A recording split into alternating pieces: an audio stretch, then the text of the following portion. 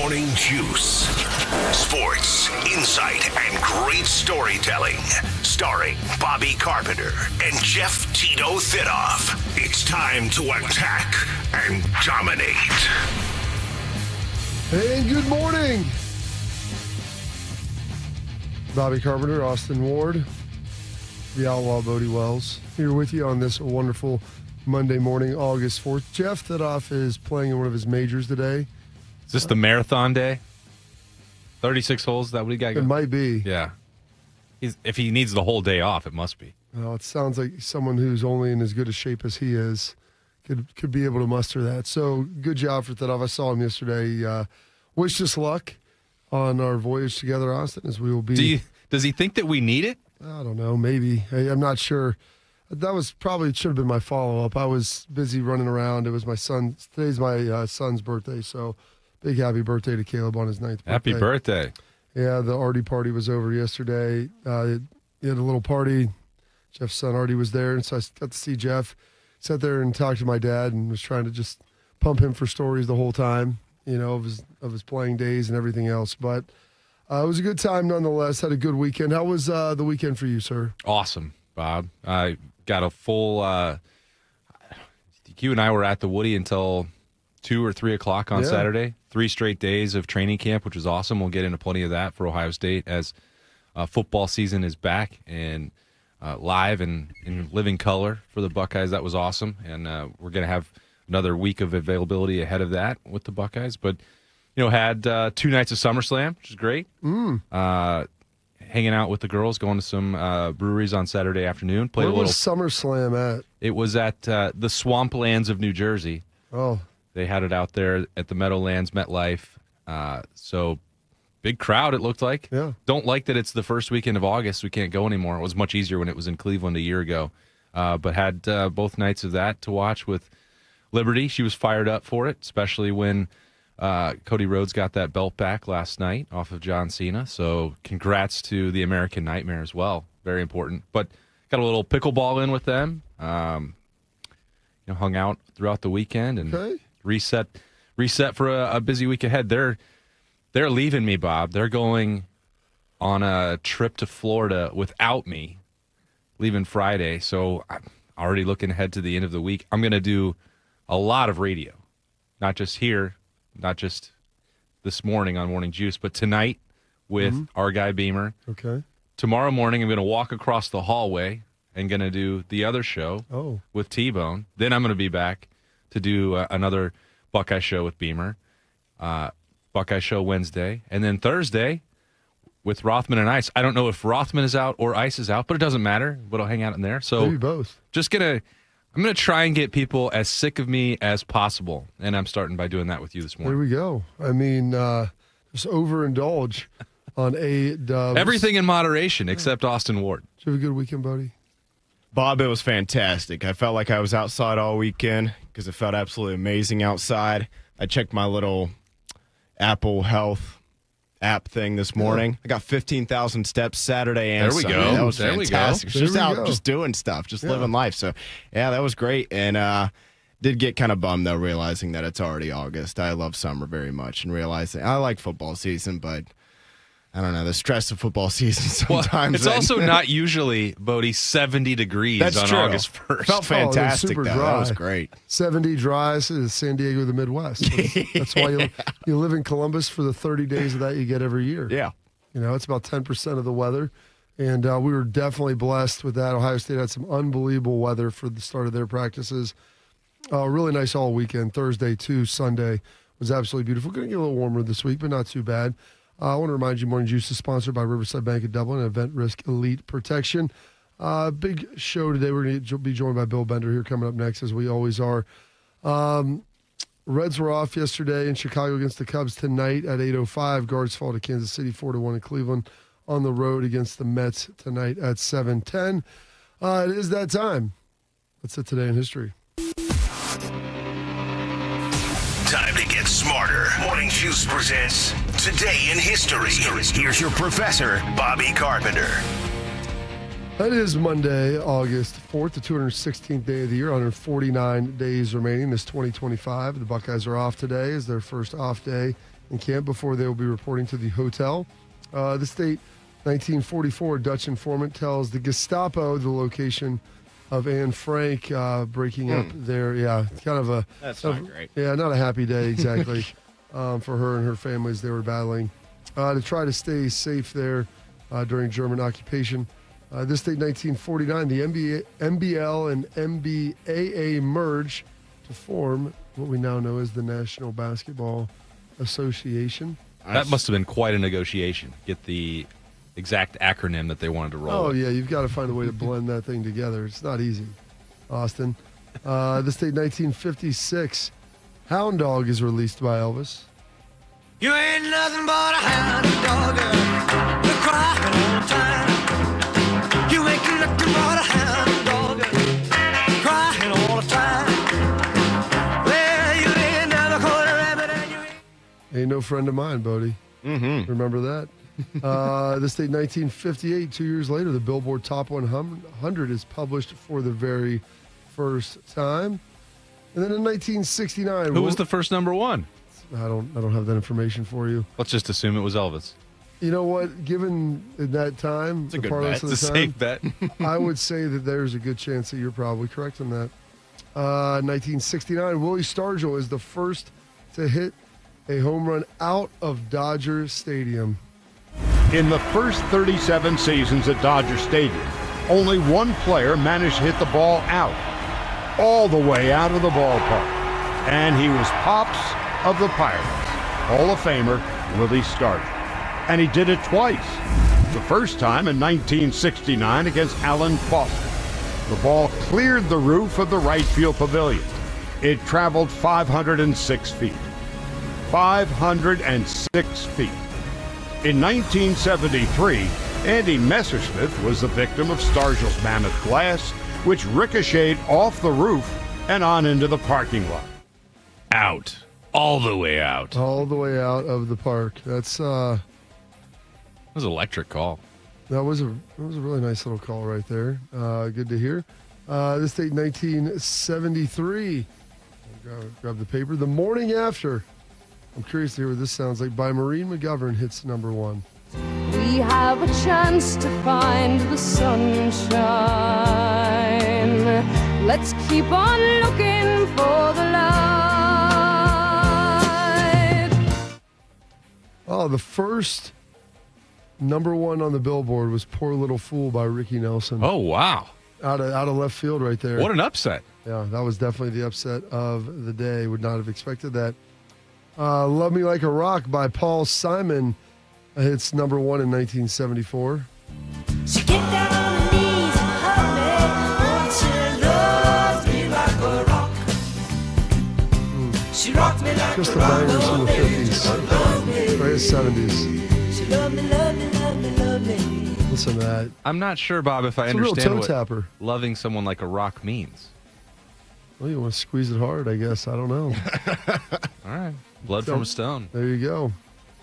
This date, 1984. Carl Lewis wins the gold medal in the 1984 Olympics in the 100 meters. And from the start, Lewis in 7. It is Grady off to a great start in 5.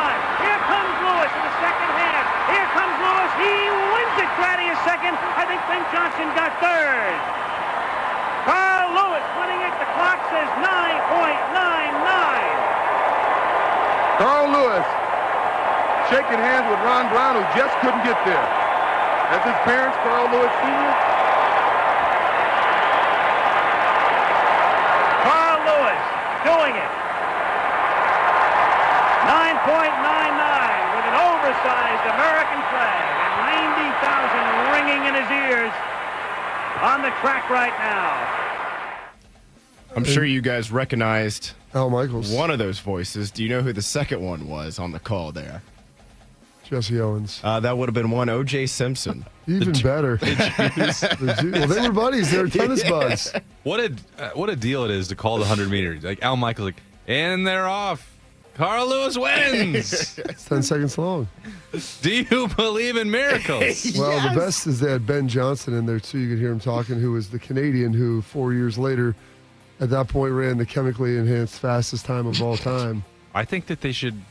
They're bringing it back. They have this thing, the steroid. What's that? Steroid Olympics? Yeah, I remember The guy, we talked about every world that. record they break, they get like $1 million. I said, I'm game for this. That's juice them all the way up. Yeah, the enhanced games. The enhanced set for May natural- 2026. We're less Natural than a year game away. enhancement. We need to go to that, Bob. Believe me, That's going to be an absolute scene. I'm all about it. I've tried to say this. Say, let's test the bounds. Here's the thing: the enhanced games are the future, because when the robots rise, we're going to need all the help we can get. We've got to be at our peak physical form. Just a bunch of Steve Rogers running around. 100%, saving America, saving the world. Give them the serum, whatever it takes. You think that the robots won't cheat to get whatever they can out of it? Robots don't need to sleep true. or eat. I mean, by this point, they might even not need charging. That's our only thing that we have going for us is the fact that we can run their batteries down. Yeah, I agree. We need Steve Rogers setting the tone and a winter soldier. Or the enhanced games, the new Steve Rogers. And that's what. And by the way, let's just make it all legal for baseball. Let's bring it back. Everybody liked it more. More home runs, faster pitches. I got no problem. We'll be with it. celebrating somebody who dipped his toe into those waters here in a little bit. Oh, One of the great ones. Or took a bath. Also on that same day, 1984, O.J. Simpson, Al Michaels were probably jamming to Purple Rain as it hit number one for its 24-week run.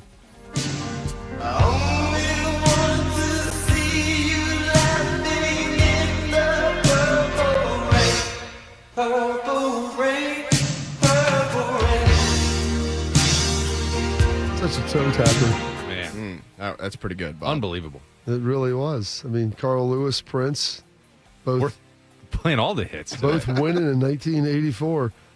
This date, 1985, Rod Carew for the Angels. It's his 300th hit. 3,000th, Or 3,000th. right? Yep. Yeah, sorry, left the zero off. The pitch.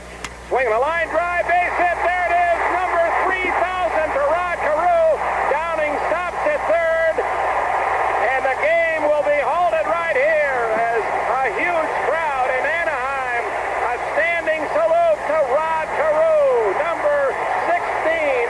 And here come the Angels out of the dugout. They're going to go out and share this moment with Carew. Boone, the first man there, DeCinces, Beniquez, Eaton, Gene Mauch hugging Rod Carew. A wonderful, emotional moment here at Anaheim Stadium. Mauch is going to take the base. Gene Mauch came out, he took first base and gave it to Carew. That's, who's that on the call? That's Dick Enberg? Not sure on that, honestly. I think Sounds right. I think that's Dick Enberg It had from a NBC. It had an Inberg vibe. It did. That's my goal. I always like when we hear it, I like to hear who the commentators are. And it's even more fun like listening to them when they were significantly younger, just how their voice changes over time. Yeah, Al Michaels on the Carl Lewis call compared to getting through Sunday Night Football now. Sleepy Al on Thursday Night Football nowadays. Angry Al, man. Yeah, Just, this is back terrible when I was football. on with Madden, they used to give us the big games on Sunday night. Now I've got Jags, Colts. Oh, yeah. Fired up for some AFC South football, baby. Exactly. Oh, goodness, it's so amazing there. They made a movie about Rod Carew's 3,000th hit. It was called Mr. 3000 with Bernie Mac. Rod Carew had to go back and actually, to the they list. didn't count some of them. He had to get some more on there. And then the state 1990, Vision of Love by Mariah Carey. It's number one. Some birthdays today. Christmas is right around the corner. It really is. I mean, that's my Mariah Carey catalog at this point. Louis Vuitton, born on this date in 1821, the famed fashion designer. Born in 1901, Louis Armstrong. It's just Louis Day. Big Louis Day, Louis. I see them blue for me and you, and I think to myself, what a wonderful world. That was the mother-daughter dance song at the Carpenter wedding for my wife and I. One of my favorite ones. Louis Armstrong, absolutely legend. That little golden voice right there for you. The 68th governor of Ohio, Ted Strickland, turning 84 today. And John Riggins, Tim Hall is going to be excited. Oh, yeah. Turning 76 today as well. Good call. Let's see who'll win this battle of strategy. Riggins. He's going to go all the way. Unless Blackwood can catch him, and he can't. What a tremendous play. But the key to this play was motion. That also, I believe, was Dick Enberg on the call. He's everywhere. Yeah, you're doing a little football, doing a little Olympics, getting it all done in a big way. John Riggins, the Benjamin Button of running backs, he basically through his 20s was just okay, Average. and then into his mid-30s with the Redskins. Washington Redskins then at the time, of course. Kind of exploded, had some massive playoff game numbers I saw, Yeah. not just yards, but like carries. Did you were you familiar with Riggins before I've that? heard the name, yeah, but couldn't have told you much about him outside of kind of looking into it on Friday when I was grabbing those cuts there, or that cut in particular there, and I was like, damn, they rode him like a horse into Super. I can't remember what year they won the Super Bowl there, but They won in early 80s. 83, I 83, think. maybe, yeah. But That would've been it. yeah, some of the number of carries he had would make some people faint. today if they Enhanced? saw Are you it. suggesting, Bodie? He was a big dude, like Oh, yeah. super beefy. Once I they mean- put those hogs in front of him, let Oh, him run yeah. go wild. And when you think of football, you think of Kansas Jayhawks, and John Riggins is one of them. Ironically, he went to Kansas, I think, correct? Did you? Let me see here. I think he played. I think he's. Yes, you are correct on It's that. amazing. Yep. The two of the best running backs in NFL history, Gale Sayers and John Riggins from Kansas. The cradle of running back. That's probably what they call it. You're correct in saying that, Austin. If they don't, they should. Legendary Billy Bob Thornton turning at 70 today. I want you to take a moment, and I want you to look each other in the eyes.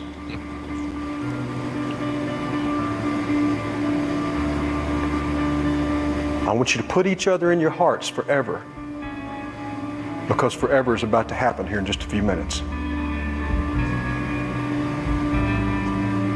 I want you to close your eyes and I want you to think about Boobie Miles, who is your brother. And he would die to be out there on that field with you tonight. And I want you to put that in your hearts. Boys, my heart is full. My heart's full. Better pregame speech. Al Pacino. Okay, there you go. That was cute. There's no way. Nothing's beating that. It's those inches we fight for, Bob. They're all around us. Clear mind, full heart, can't lose. Bodie said Christmas is just around the corner, and Billy Bob Thornton, that's the signature role for me. Bad Santa. So we have the tradition in the Ward house on Christmas Eve is we watch Elf. Lib's allowed to watch that one, and then when we send her upstairs, and maybe the parents have something to do downstairs, maybe the tree's getting loaded up, but we pop on Bad Santa after that for a little, adults only Christmas celebration. Yeah, Courtney hates that. I enjoy Bad Santa, It's but so good. by virtue of her hating it, I haven't seen it in a while. I found it pretty funny, very entertaining. Billy Bob, I thought maybe we'd pull something out of there for maybe Armageddon, Billy Bob Thornton, high school football coach, NASA commander, Santa Can do it all. Claus. He really is. He's a five-tool actor. Big time ball. 44th President of the United States, Barack Obama, turning 64 today. Aging significantly. Young for a president. Yeah, it is. But, it's amazing. You look at him from when he started to when he finished. You age. Yeah. It's like 2 lifetimes, and it's basically like Interstellar is what happens in there. Yeah. You go in there, and it's just, you don't know what's happening. It's like being the head coach at Ohio State. I told Ryan he's got a little gray coming through in his beard now. One. There's a handful. There's like 5 or call it a smattering, if you will.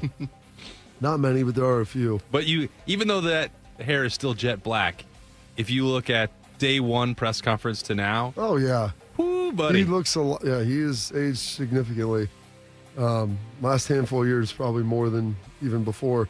But I joked with him about that when he was on Friday, just because there used to be the picture of Tress from the 2002 National Championship team, and I'd walk by, and especially when you went early in your career, and then like 8 years had passed, I'm like, my gosh, what happened to you? In the best way. Like, you matured, you had some A couple gray hairs up top. Speaking of Bodie dipping the toe in the water, man, maybe just a full head first dive. 7-time Cy Young Award winner Roger Clemens turning 63. A couple of those were clean. There's an electricity in the crowd tonight. Postseason feel. The 3-2. He struck him out. Strikeout number 4,000. And Roger Clemens has just joined an exclusive fraternity. Only 3 members. Nolan Ryan, Steve Colton, and now Roger Clemens. Now Roger's going to watch the last out. Grounded to first. This will do it. Roger Clemens has joined an exclusive club. He wins his 300th game. Only the 21st man in big league history to accomplish that honor. 7,500 men have thrown a pitch in the big leagues, and Roger Clemens only the 21st to pick up 300 wins. Congratulations to the Rocket. Do you know who the last person probably ever to win 300 games was? I don't remember. Do you remember, Bodie? We talked about this. I don't think so. Not off the top of my head. So I thought it was Glavine. Glavine was the second last to do it because what's his name? Verlander needs like 16 or 820 or something. And I thought he would have got it 5 years ago, but he's been hurt a lot and hasn't played. The big unit. Oh, that was the last one to get 2009. Holy cow. Yeah, if I'm not mistaken on that, Bodie, you can fact check me if you want. But I believe when we talked about that, I couldn't believe it because no one's going to win 300 again. No. Yeah, Verlander's at 263. 263, yeah. He needs like 30. He's not going to get there. But he's only won like 10 or 2. The last 5 years has been pretty rough for him, the last 4 as well. And then Jeff Gordon, NASCAR star, turning 55 today, the 5-time champ. Some holidays observances today. We have Assistance Dog Day, Hooray for Kids Day, National Chocolate Chip Cookie Day, National White Wine Day, which sounds great, Raisin Bran Day, Single Working Women's Day, and it's the birthday of the United States. We got too many days. Guard. Oh, Coach, we got 365.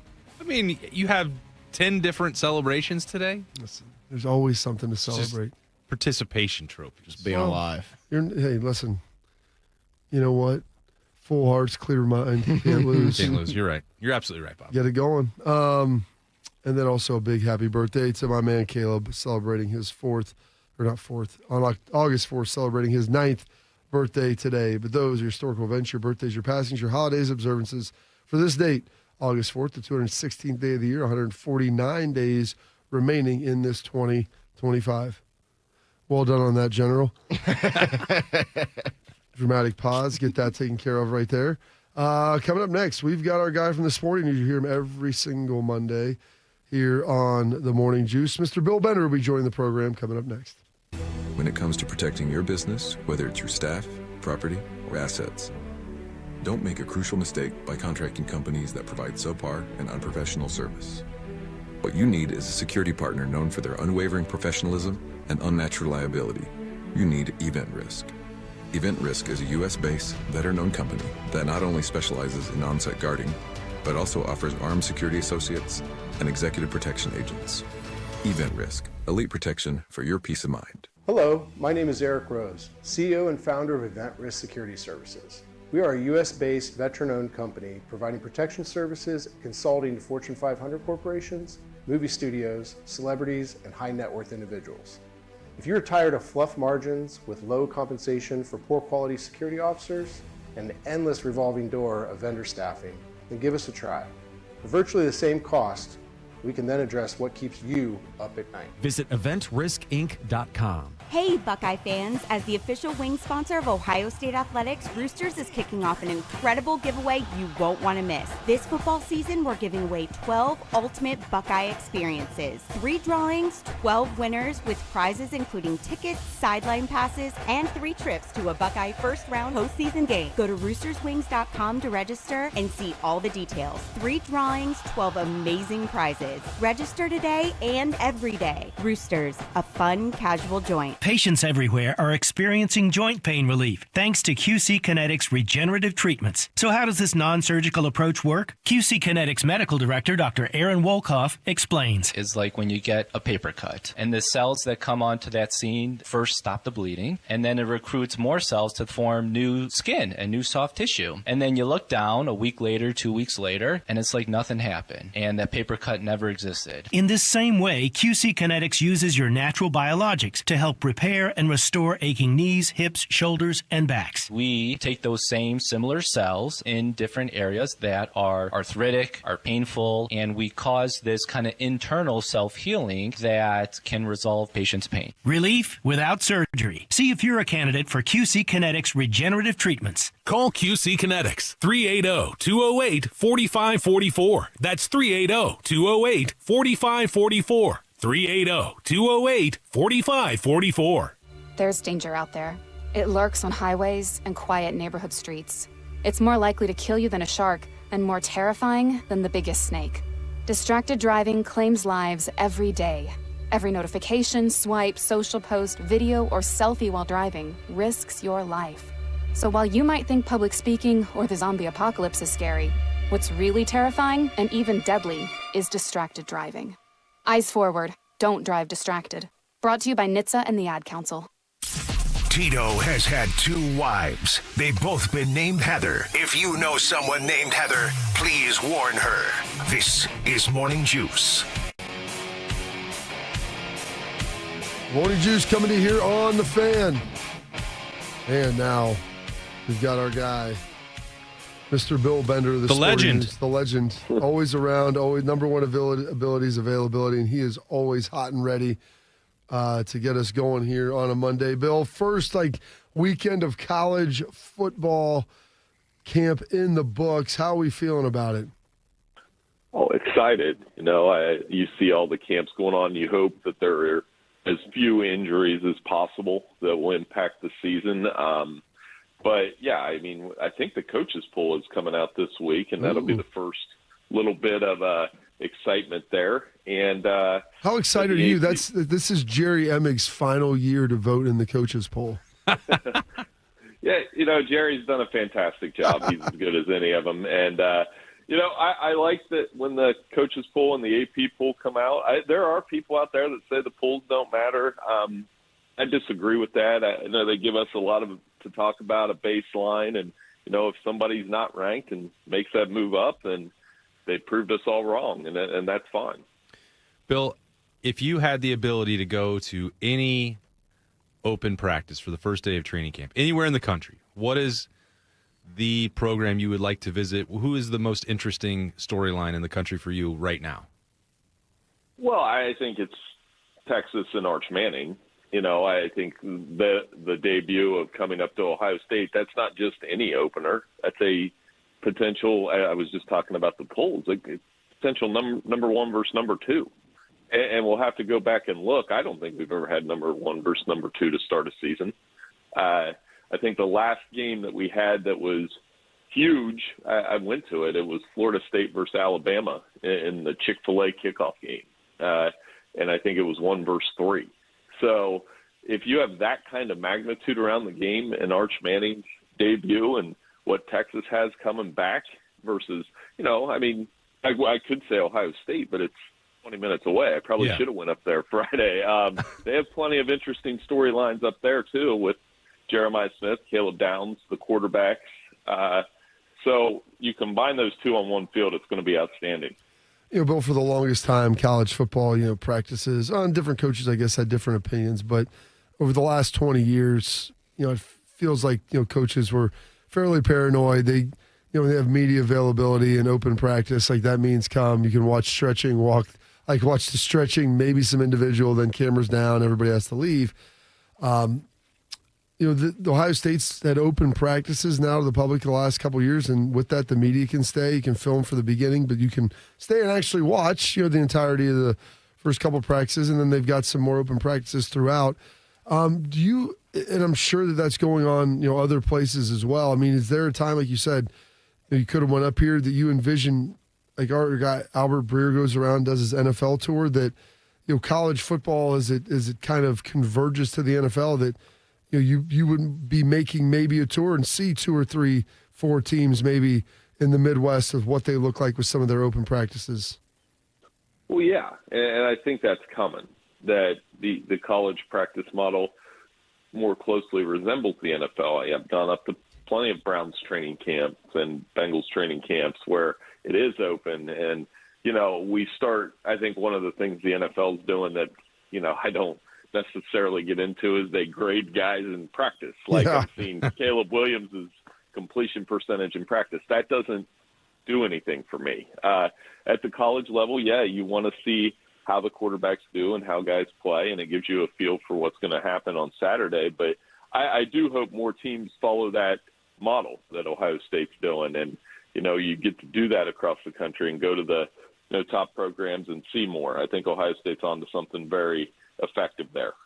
Bill, you mentioned going down to Texas maybe, or thinking about Arch Manning and the Longhorns going into the opener. It feels like, I don't know, the public perception of what's going to happen there is all over the map. You have some NFL mock drafts like, Arch is going to be number 1. He's a finished product already. And then you had the old ball coach Steve Spurrier coming off the top rope and saying, he's not done anything yet. And Brian Kelly was a little bit, critical of some of the hype.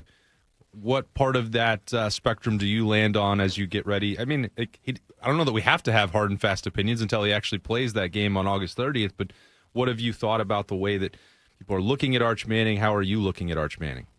Well, I think the way I look at it is I think this is speculation often, but I think he'll stay in college for 2 years, follow like what his uncles did, and you'll see the best of him next year. If he wants to go to the NFL after this year, he will, but you don't know. I think the limited sample of him is pretty good.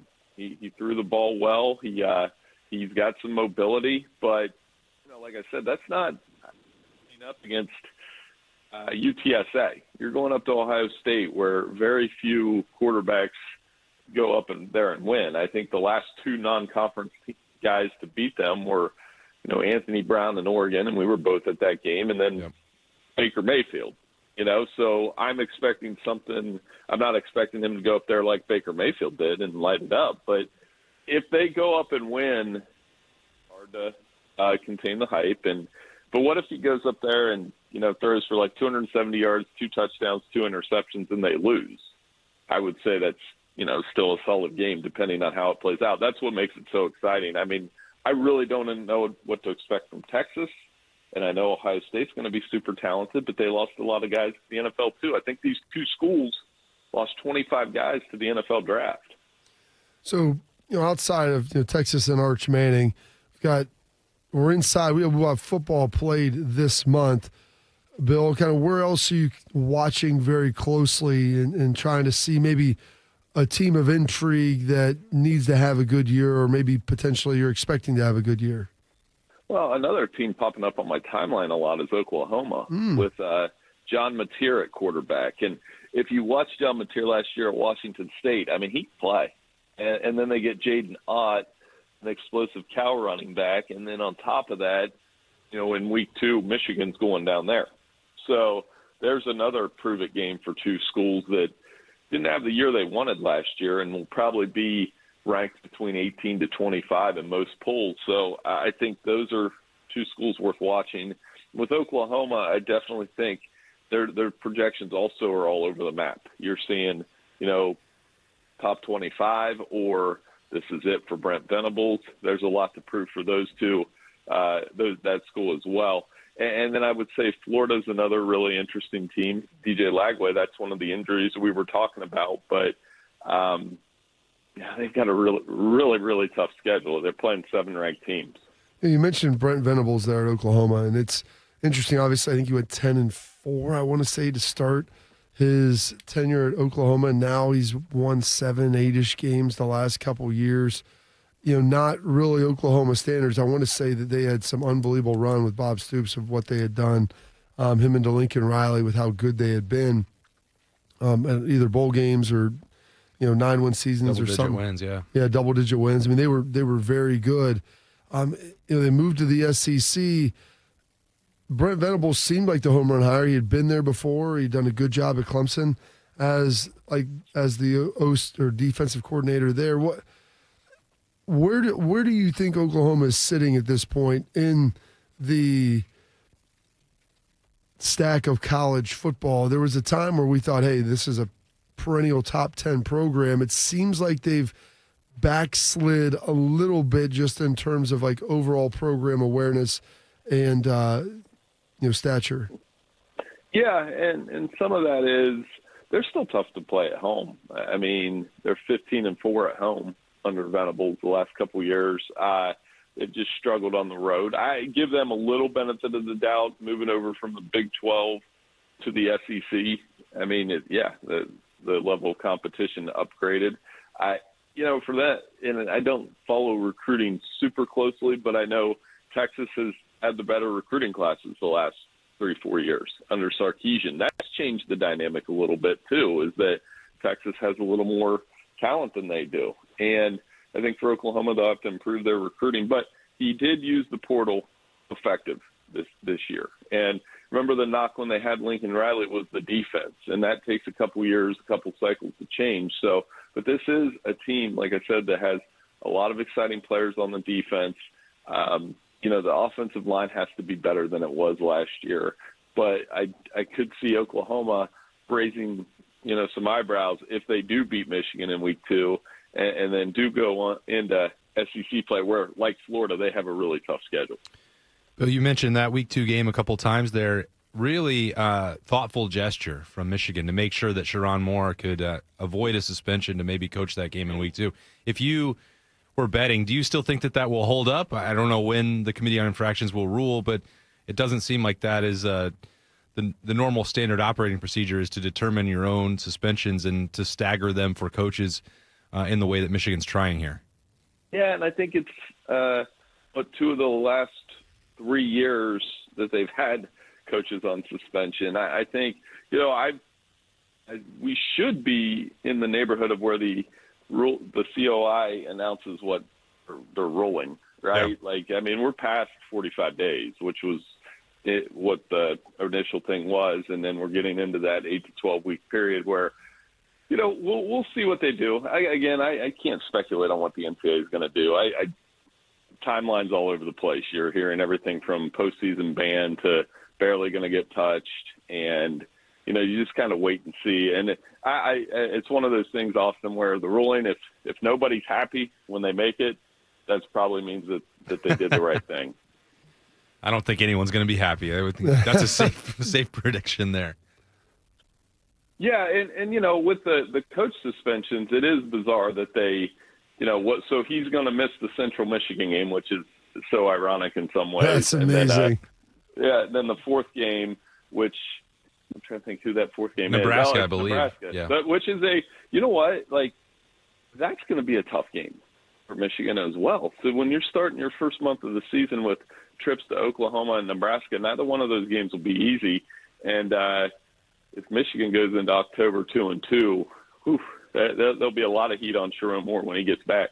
Yeah, it's going to be very, very interesting to see kind of how that all cuts and how that all breaks. Bill, it was a beautiful weekend out here. Before we get you out of here, what did Bill Bender dive into on this San Diego, the Midwest weekend?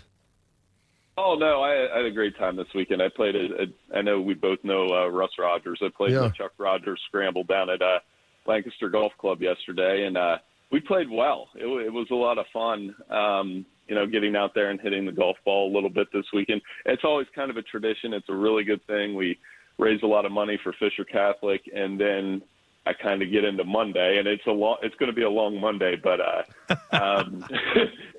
gosh, I wonder why that could be, Bill. It could be a long Monday today, but we get into college football season full go now, so it's a great thing that we do it down there, and great friends. We had a lot of fun yesterday. That's awesome. Well, have a great time. I know they do a great job down there as well. So thanks for being a part of that, Bill. Thanks for spending some time with us today, and look forward to catching up here next week. Yeah, no problem, guys. Have a great week. Thank you. Here's our guy, Bill Bender, the Sporting News. Go make sure to check him out. Follow him on X at BillBender92, because that was his high school number. playing receiver because he loves Reggie White. So it all makes sense. It does. It's all full circle. All right, coming up next, Bodie becomes the star of the show. We got some quick hitters coming at you. It's been a real journey since 2014 when I first had my injury. I realized that my home was just not working for me and that it was time to ask for help. Homes for Our Troops is really giving me my life back. The shower allows me to go in and turn around with my chair, pull down storage racks, automated door systems, hours of my morning given back to me. Adaptive sports are a huge part of my life, a huge part of my healing journey as well. Homes for Our Troops helped with making sure that I had a home gym so that I can continue to train. This past year, I was able to host Thanksgiving in my home. And it was the first time I was able to have my whole family in one place and I was able to contribute to the meal.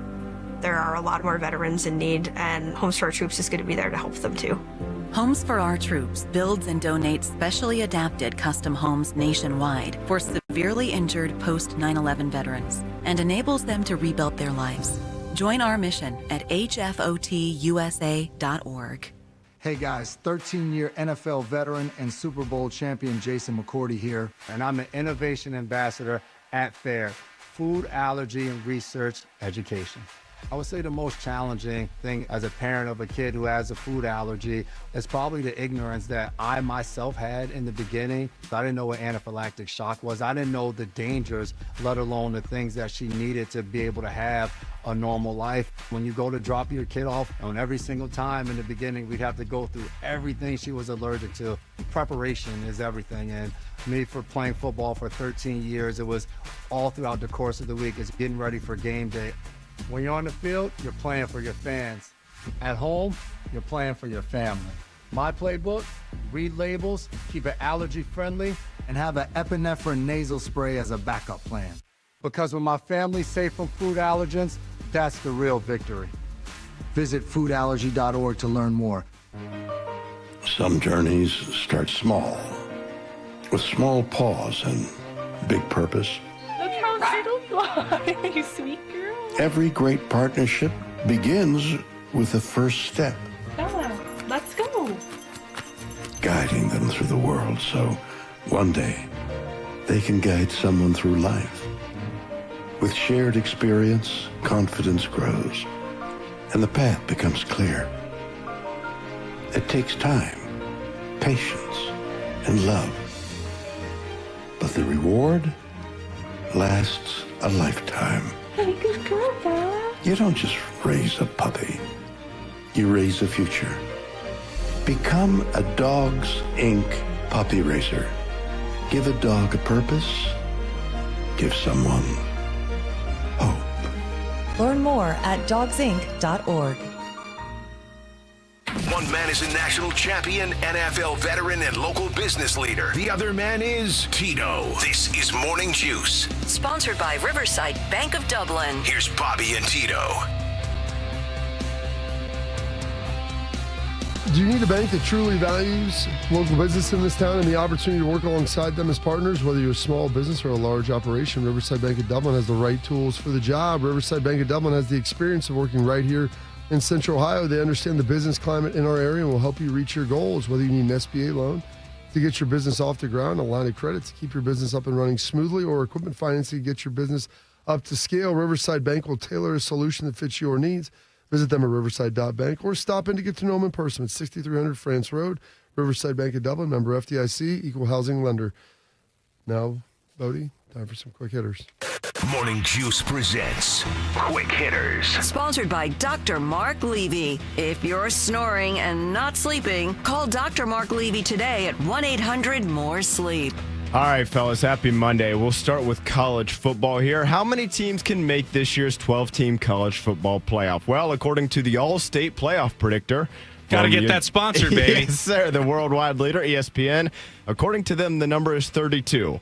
or at least they have 32 teams with at least a 10% chance of making the CFP. Here's what we've got. Out of the ACC, it's Virginia Tech, SMU, Miami, and Clemson. Big 12, Kansas State, Arizona State, Kansas, BYU, Baylor, TCU, and Texas Tech. In your Big 10, it's your Ohio State Buckeyes, Penn State, Michigan, Oregon, Southern California, and Nebraska. The SEC, this is pretty priceless here. We got Texas, Alabama, Georgia, Tennessee, Texas A&M, Ole Miss, LSU, Auburn, South Carolina, Oklahoma, and Florida. Basically the entire conference there. In the group of 5, you got UNLV, Tulane, and Boise State. And, of course, representing the independents is Notre Dame. Austin, as I read through the list, 32 seems strong. Maybe we could get it down to about, 18 or 20. Does that sound about right?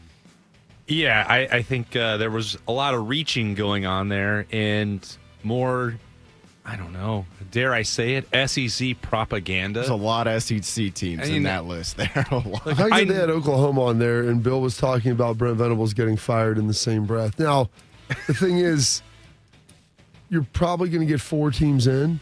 So the question is, of those conferences, especially the Big Ten and SEC, who could be the 4th best team? That's really what it kind of comes down to. Here, it's not just the number of SEC teams. Because, and I say that tongue-in-cheek. Obviously, it's on ESPN.com. They have a little bit of a financial stake in what's going on in the southeastern part of this country. But Nebraska, when that came out of your mouth, it was like, yeah, I think we've done too much here. Yeah. Were you trying to create a 32-team bracket? Is that how you arrived at this? Saying 10% chance. Yeah, I guess there's a chance that Nebraska could make the playoff. But based on their schedule and based on, I know that Bob's a big Matt Rule guy. A lot of faith Drinking in the Rule-Aid. Yes, and Dylan Raiola. I need some Rule-Aids. And Matt Rule is in Las Vegas at Big Ten Media Day saying that their goal is to win the national championship, which is what he should be saying. I'm not sure that that's the most realistic goal for the Huskers this year. But it's a stretch goal. The way that this whole thing was written and the depth of teams that were presented as options, I found laughable. It's broken down, Bodie. You saw it in there. You read the story. And it's what the committee might not like about the resume. They don't have a resume yet. Winning games. They haven't played a game yet. So for Ohio State, they're maybe losing a second game to a non-ranked opponent. What was the first loss that they suffered? I don't recall that. So what are we even doing here? I get it. Like I said, it comes down can some of these teams be the 4th best team in their conference? Could Nebraska conceivably be the 4th best team in the Big Ten? Anything is possible, Bob. They could. They haven't played a game yet. I can't write off Nebraska. I don't think Indiana would have been on this list last year. They wouldn't have been. I'm surprised Indiana isn't on there over Nebraska. Or with Nebraska, I guess. The sustainability of what they built last year. I wouldn't be betting on it, but we listed half of the Power 4 teams. Why not let a team who was actually in it last year? As Kurt Signetti is quick to point out, Ohio State finished 4th in the Big Ten last year. They did, which is pretty remarkable when you think about that. And the fact that, the Big 12 is tough. I don't know if we need all those teams on there, but I don't know who's winning that conference and who isn't. But not Texas Tech. Probably not, although they've gotten a lot of hype this offseason. They have. Maybe we could see Kansas get to 10 wins before we start getting them into the CFP. I don't know if I'm putting Kansas in there. The Big 12, they're going to have a hard time getting more than one team in. And so with that, then you have to win the conference. Yeah. And that's a much taller winning the Big 12. That's what I'm saying. That's a much taller Cradle task. running backs. Well, it is. John Riggins and Gale Sayers.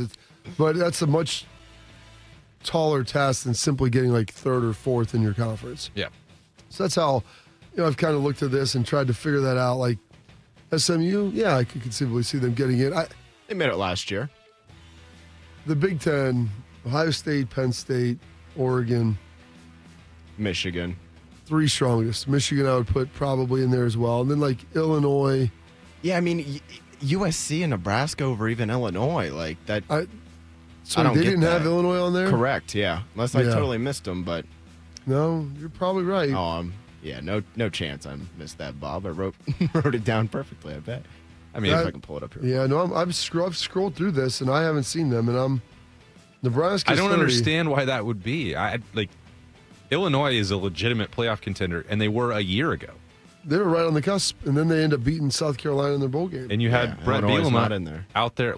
Okay, that's just an absolute travesty. And that's my point. It's not who's on the list. Sometimes it's who's not on the list. That's crazy. You're going to name 32 teams and not put Illinois on there? Also, to have 3 Group of 5 teams, I mean, I guess one of them's one of them has to get in. Do they? Yeah, they still have the highest ranked Group of 5 teams. Okay. Still get in. So maybe that's why is one of them has to get in. But yeah, UNLV, Tulane, and Boise State. I don't know a ton about those teams off the top of my head, obviously. Well, I heard Tulane's got a new quarterback. That's that they do. Obviously, Boise made it last year, and they're normally pretty strong. UNLV has Dan Mullen. Am I right on that? They do. Yes. Yeah, so maybe his SEC experience. But yeah, some of the schools. His SEC experience is going to help them. You know what? Among all the coaches at Florida since Urban Meyer, he was by far the most successful. Not a super high bar to clear there. But, yeah, and then who was Auburn. Once again, Auburn's on that list? Yeah. That's and Hugh Freeze has got you've got everyone down there in Auburn complaining and looking up his handicap index, the USGA again. All these guys, he's playing too much golf. He's not recruiting. And ESPN's like, nah, don't worry about that.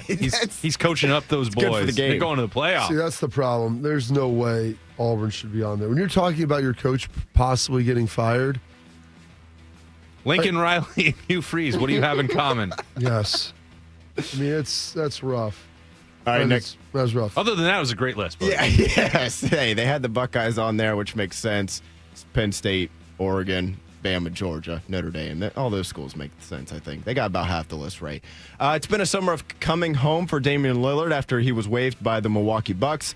He signed a 3-year deal worth $42 million to return to Portland, where he established himself as one of the greatest players in Trailblazers team history from 2012 to 2023. And now Lillard, he has been hired as the GM of the Weber State men's basketball program, a place where he became the only All-American in program history back in his day. We've seen several high-profile athletes return to their alma maters in recent years as the GMs of programs they once played for. Andrew Luck is at Stanford. Steph Curry is the assistant GM at Davidson. Max Crosby, he's also the assistant GM at Eastern Michigan. Now you got Damian Lillard to add to that list. Bobby, maybe looking at a big picture here, and we don't have to focus on Weber State men's basketball too much, but what do you think the balance is between having somebody like Andrew Luck or Damian Lillard as a part of the program versus having, for example, Mark Pantoni? Well, I don't think they're asking Damian Lillard to do the same thing that they're asking Mark Pantoni to do here. So Andrew Luck, I think Andrew Luck can probably juggle both of those things. A lot of these other guys are active players, so I mean, it's a little bit more of a figurehead role, what they're doing and what they're asking them to be a part of, and I get it.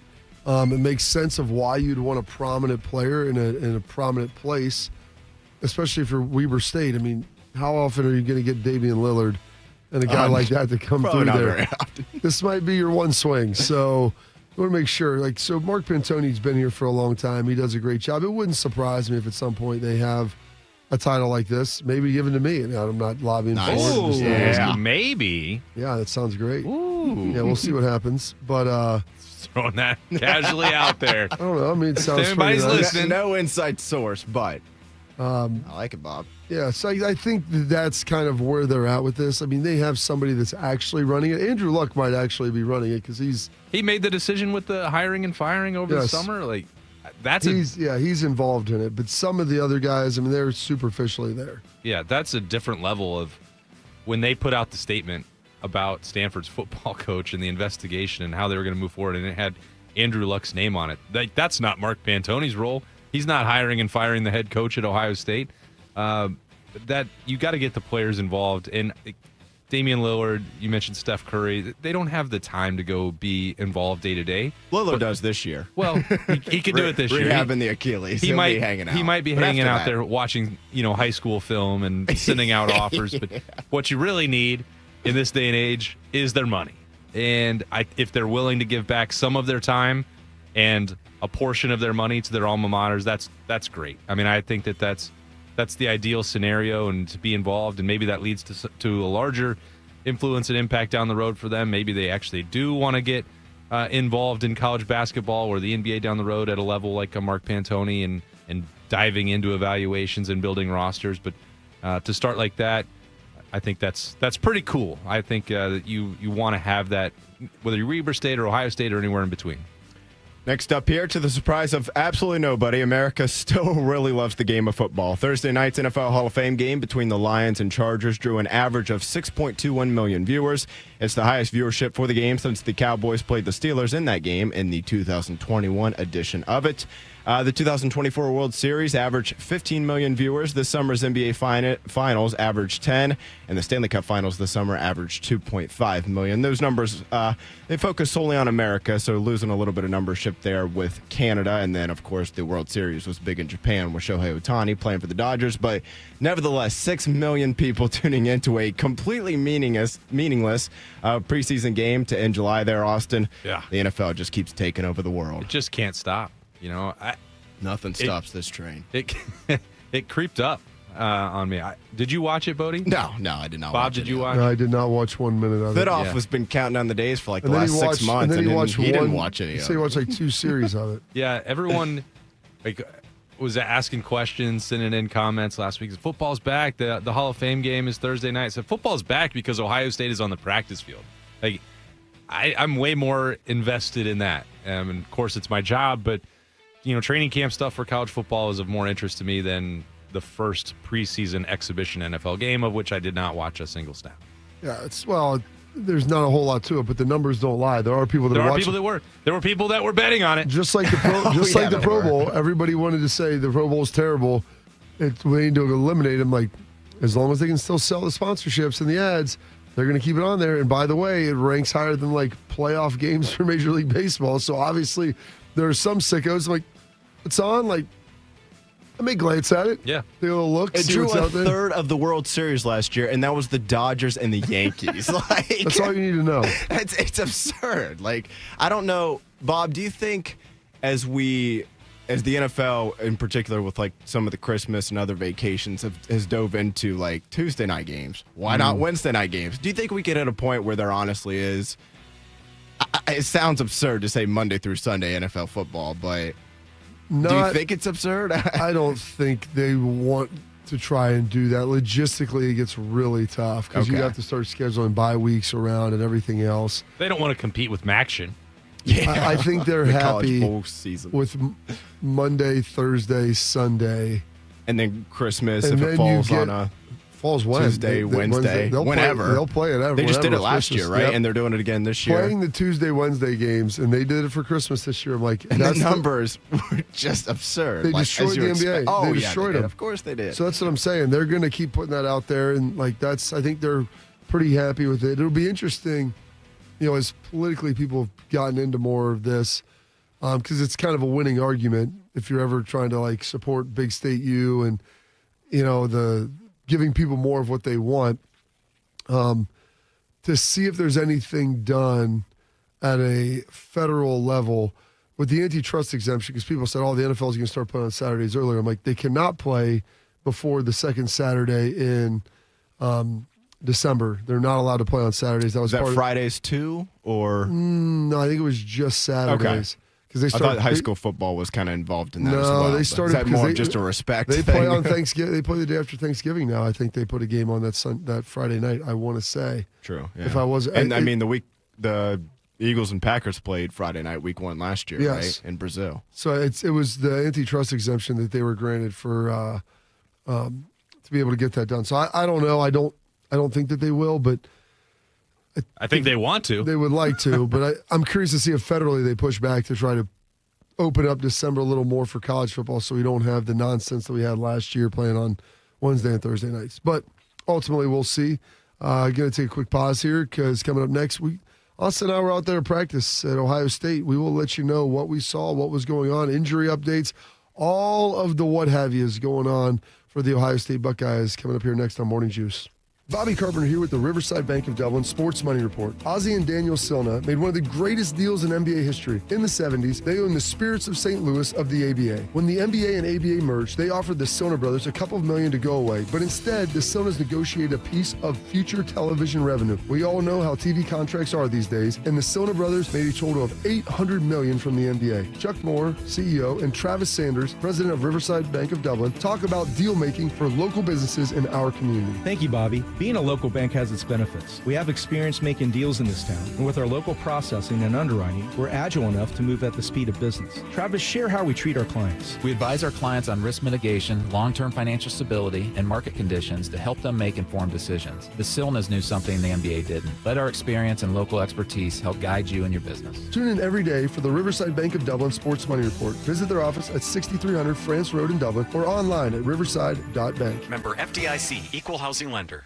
Hugs from patients, like Patrick. It's something QC Kinetics medical professionals experience every day. I hugged them. You should hug somebody who does that for you. They gave me my life back, and I really didn't know where I was going to go because I was definitely afraid of having a knee replacement done. No surgery, no downtime with QC Kinetics regenerative treatments. They give patients relief from joint pain using their own healing properties to repair and restore damaged tissue. And the results? Well, that's why we see a lot of hugs at QC Kinetics. Everything is back that I thought I was never going to be able to do again. I'm still smiling, and sometimes it gets emotional. I get a tear in my eye because of how I was before I went in there. Those smiles and hugs never get old at QC Kinetics. It means patients are finally getting relief. And now, it's your turn. Call QC Kinetics today for your complimentary consultation and see if you're a good candidate for these amazing treatments. Call QC Kinetics, 380-208-4544. That's 380-208-4544. 380-208-4544. 1 in 4 Americans today are living with a disability. I'm one of them. I care deeply about creating a world we can all fully participate in, free from stigma, misperceptions, and barriers. And we've got a trusted ally on our side, an organization we can rely on, Easter Seals. Rooted in communities nationwide, Easter Seals helps empower millions of people, regardless of age or disability, through its life-changing services and powerful advocacy. Today and every day, Easter Seals is leading the way to full equity, inclusion, and access to healthcare, employment, and education for people with disabilities, families, and communities. That's my Easter Seals. Make it yours. Learn more and get involved at easterseals.com.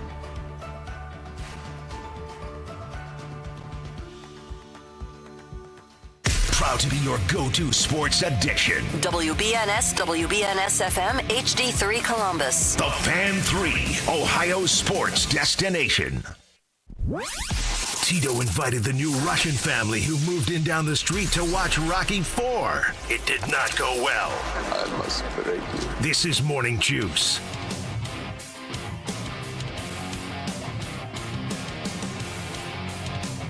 Welcome back into the Morning Juice. Tito's out today playing one of his majors. We'll call it that or whatever the term is that they're doing, that he does out there. So playing the major. Got some great stuff over at Ohio State football. Awesome stuff. Got a chance to watch some, enjoy the nice weather. Open practices Thursday, Friday, Saturday. I even went over a little bit on Sunday, Austin, their first full day of contact. That was bonus coverage? Yeah. All right, practice number 4. So checking that out. It's the first time I've been to all 4, the first 4 in a row. Buckeyes are off today.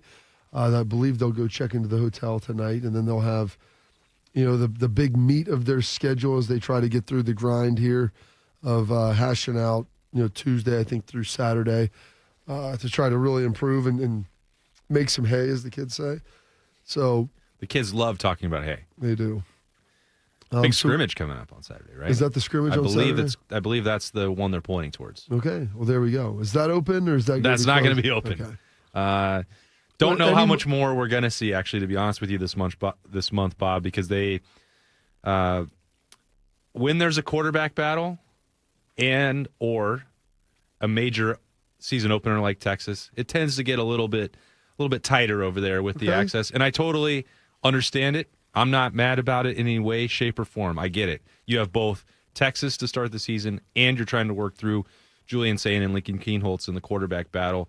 And it doesn't do them many favors to have every throw being evaluated by untrained observers. Tracking? Yeah. I mean, I see people tweeting out best catch of the day. It was a route on air. I'm like, what are we talking about? What's going on here? Look at this.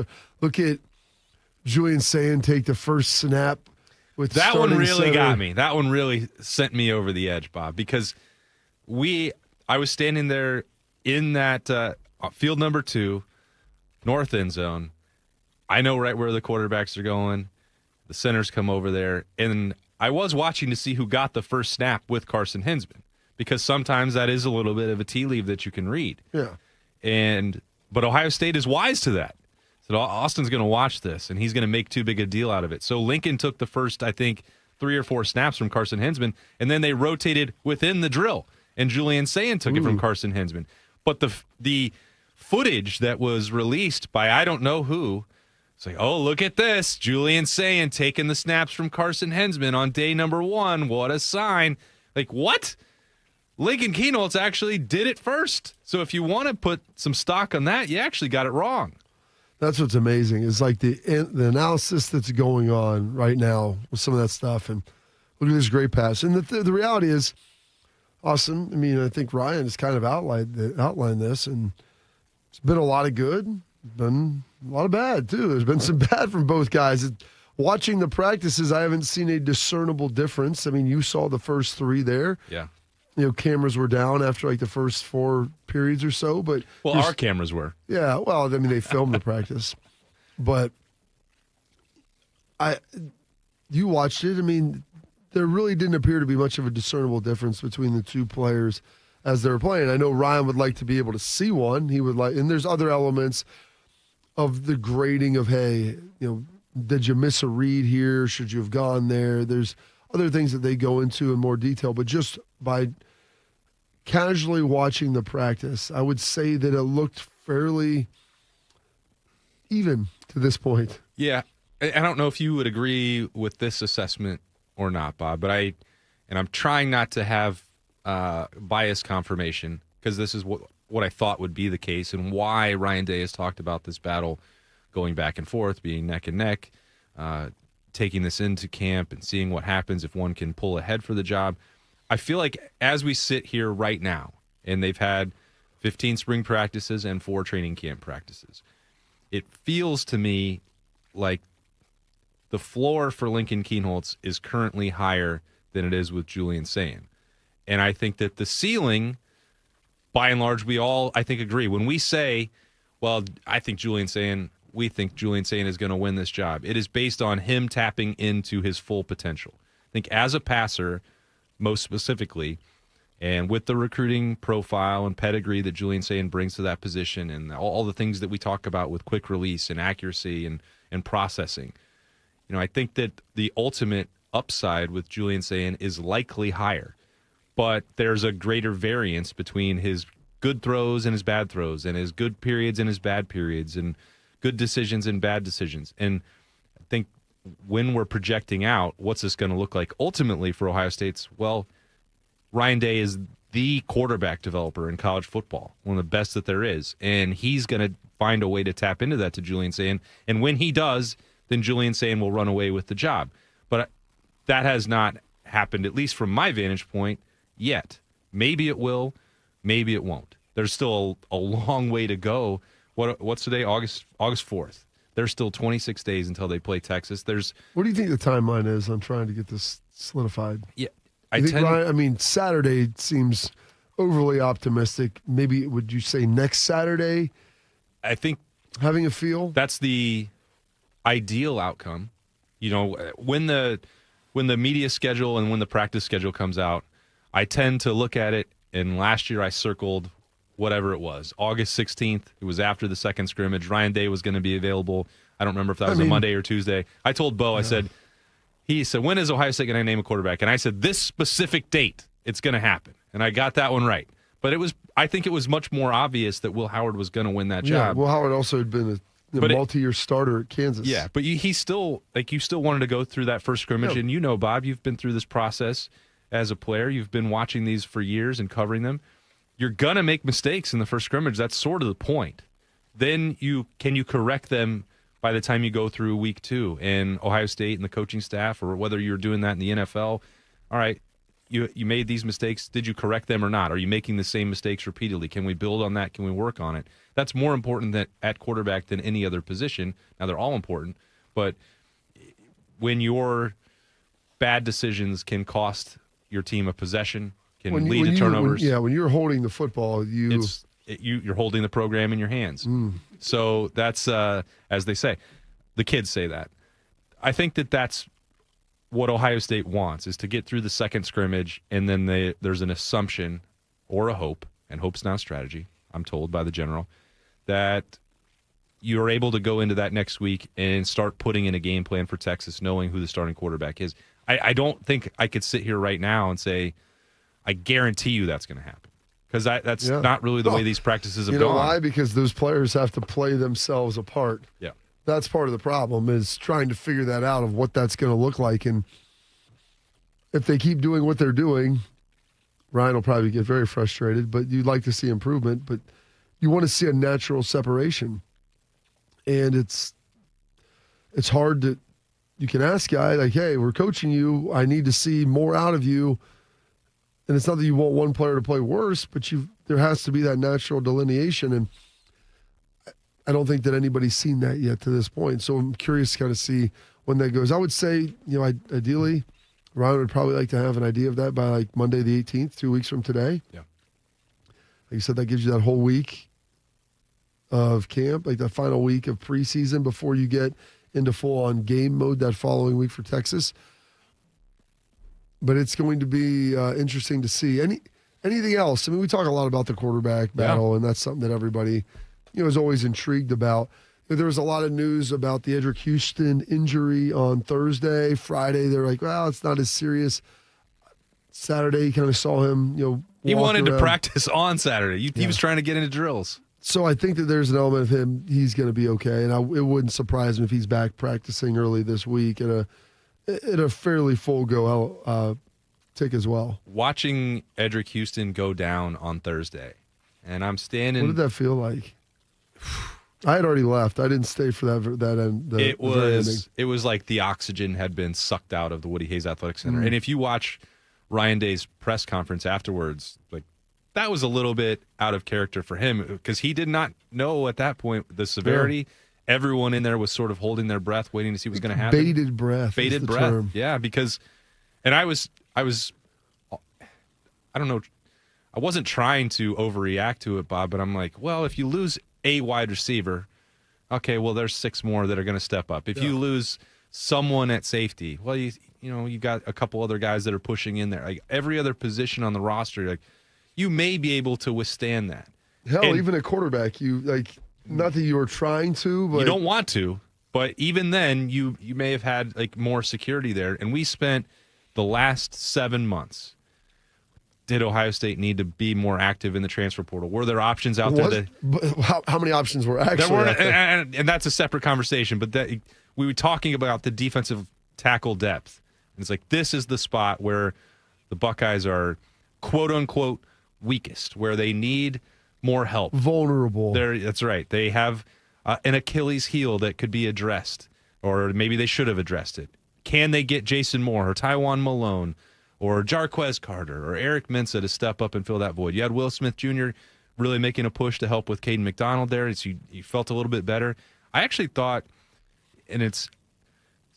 losing Edric Houston for any length of time would be pretty devastating given his upside. But the fact that it's just likely going to be a short-term thing, Bob, and then you get a look at – I thought Eric Mensah, he's not someone that I talked about at all in the offseason conversation. Well, it's going to be Tywan Malone or Jason Moore. One of those guys has to do it. Eric Mensah put in some really good work from what I saw in those 3 practices, Thursday, Friday, and Saturday. I think the silver lining to this injury is not just that Edric Houston is going to be back, but that the Buckeyes are, in the short term, going to get a chance to cultivate and develop some of that depth at defensive tackle, which is not unlike the situation they faced on the offensive line a year ago, where he said, 1 or 2 injuries and this team might really be in trouble. And that turned out to not be the case, and it goes back to the work that they got in August, where it's like, Austin Saraveld's going to go get this rep that wasn't expected. He's playing at left tackle on this day, or Luke Montgomery is being pushed into the lineup ahead of time. That stuff really paid off as the season went along. Maybe that will be the case at defensive tackle as well. It is. It's nice when you have injuries and you get a chance to look at guys, and they may show you a little something more that you would not probably have discovered given the scarcity of reps that you can have. And they've been running the 2-field stuff. I think they're done with that now. Yeah. to try to get guys out there and to get looks at everybody and to make sure everybody has an ample opportunity to display and peddle their wares, if you will, for the coaching staff and the rest of their team. But yeah, Will Smith Jr., I feel like he's got to be a guy that steps up and plays. You know, Malone, like these guys got to step up. There's got to be someone. And Mensah is a player that I don't think many people looked at, because usually young guys on the line are someone that you're not really leaning into, first-year players. But I think he could potentially be that guy. He did look good, but they are very thin at defensive tackle, and they need to find some depth and help develop it, because that is their one kind of Achilles heel. And like you said, not that you would ever want to lose J.J. Smith, but even with him, I didn't want to say it out loud into a microphone. No, what a good listen. Could be anybody at wide receiver. Could be anyone, but you have probably 5 or 6 guys. It's not how good you are; it's how good the guy is behind you, and that's really what is that difference? What's that delta look like when you come out and they go in? And at all other positions, they feel pretty good. Any other positions that you've been kind of looking at? I know they're trying to develop some depth at linebacker. Yeah. You've got 3 guys that are playing pretty well with Sonny, Arvell, and Peyton. And then after that, you've got a lot of guys who haven't played a lot of football at all. So they've got to get some guys ready. And whether that's Riley or Stover or whoever that may be, they've got to kind of figure that out. Well, it's pretty bonkers is the word I would use to describe it. What you have athletically at linebacker, Bob, we're not that far removed from a lot of hand-wringing and a decade of not a lot of all Big Ten style play at linebacker. And I thought Pete Warner was really good. Nondescript. Yeah, there was like good leadership from Tuff Borland. We saw, Jerome Baker go on to have success at the NFL level, Baron Browning, but Barron didn't really have. He had great success after here, not as much after. Same with Baker. It's the same deal. Like a lot of potential, and it didn't really translate to the legacy that you, Schlegs, AJ, James Laurinaitis built as players. Like this is the premier Marcus Freeman, the legend Marcus Freeman as well. Shame on me for leaving him out, amongst others. But that's a reminder of how many guys were going through and setting the standard at linebacker in the early 2000s, and then it dropped off, and I think we can all look at that and admit that was the case for like 5-6 years. Cody Simon and Sonny Styles last year really bringing that back. And James Laurinaitis, it's not just the development of the guys on hand, it has been the recruiting uptick as well. You mentioned Riley Pettijohn, Bob, TJ Alford, the same thing. You look at the size, speed, strength, athletic profile of these guys. It has been undoubtedly upgraded, and you partner that with what seems to be really good development for the veterans. You look at Arvell Reese and Sonny Styles and then Peyton Pierce pushing. We're seeing some of those 3 linebacker looks in a handful of drills and reps already in camp. It's impressive how quickly it's been restored to the level that you guys were so proud to establish. Restore the roar? Yeah, restore. If that's how you guys are viewing it, then I'll adapt that as well. But you can't ignore how impressive that group looks. And I really think that the tight end group, very good. Like that might be the best tight end group in America. And we're not talking about them a ton, and it's easy to overlook them because this is not a conversation of, this is the year of the tight end, and here comes 70 catches for Ohio State at that position. Now, Max Clare's done that at this level, but I truly don't know if his production is going to be at that same level for Ohio State because he's on a roster where it's not necessary. But Bennett Christian, Will Kazmarek, Jelani Thurman made a couple nice catches on Saturday specifically. Jelani, I think, has had probably the best 4 days of anyone I saw. Just consistency, his willingness and ability to block and how that has impacted, increase in that has impacted the team positively. But he's had one catch every day that I wouldn't say surprised me, but it was an impressive catch, like a tough, difficult, acrobatic catch that he came down with. Yeah, I think there was one in the red zone period on Saturday that comes to mind for me for Jelani.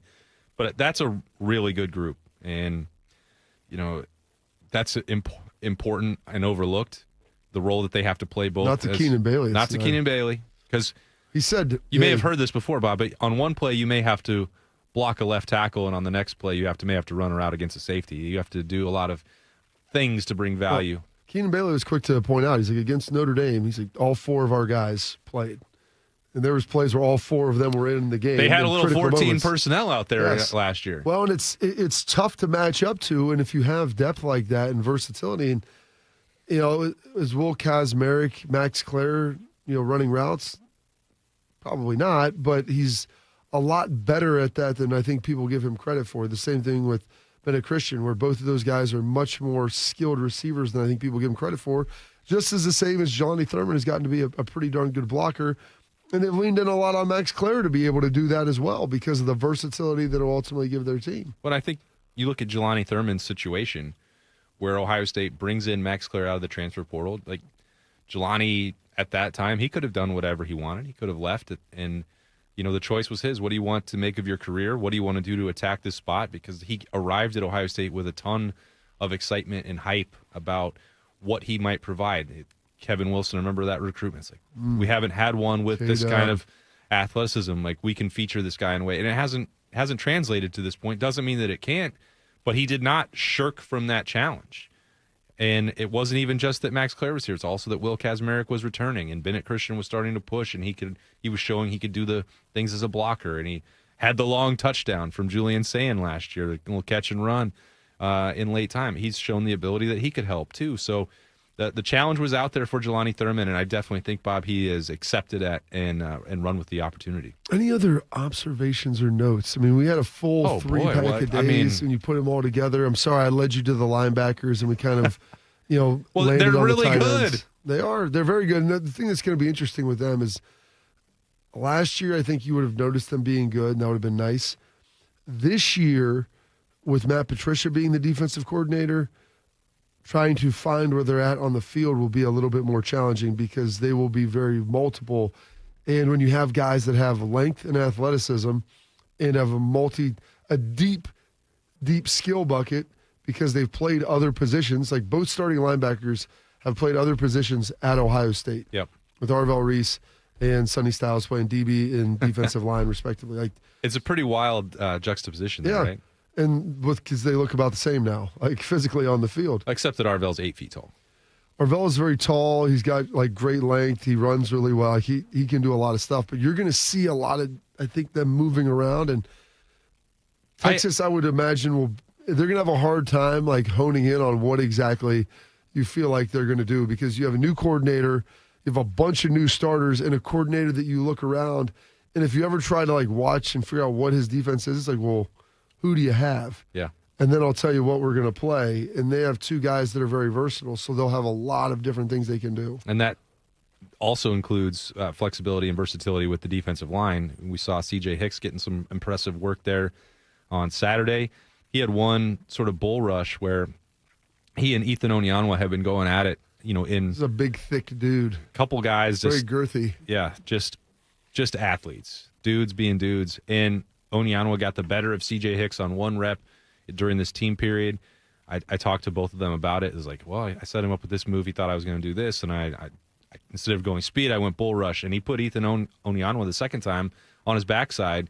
People have been wanting to see that from C.J. Hicks for 4 years now. And that was one snap, and we're not overreacting. I talked the best probably since Lincoln. Nobody's done it better.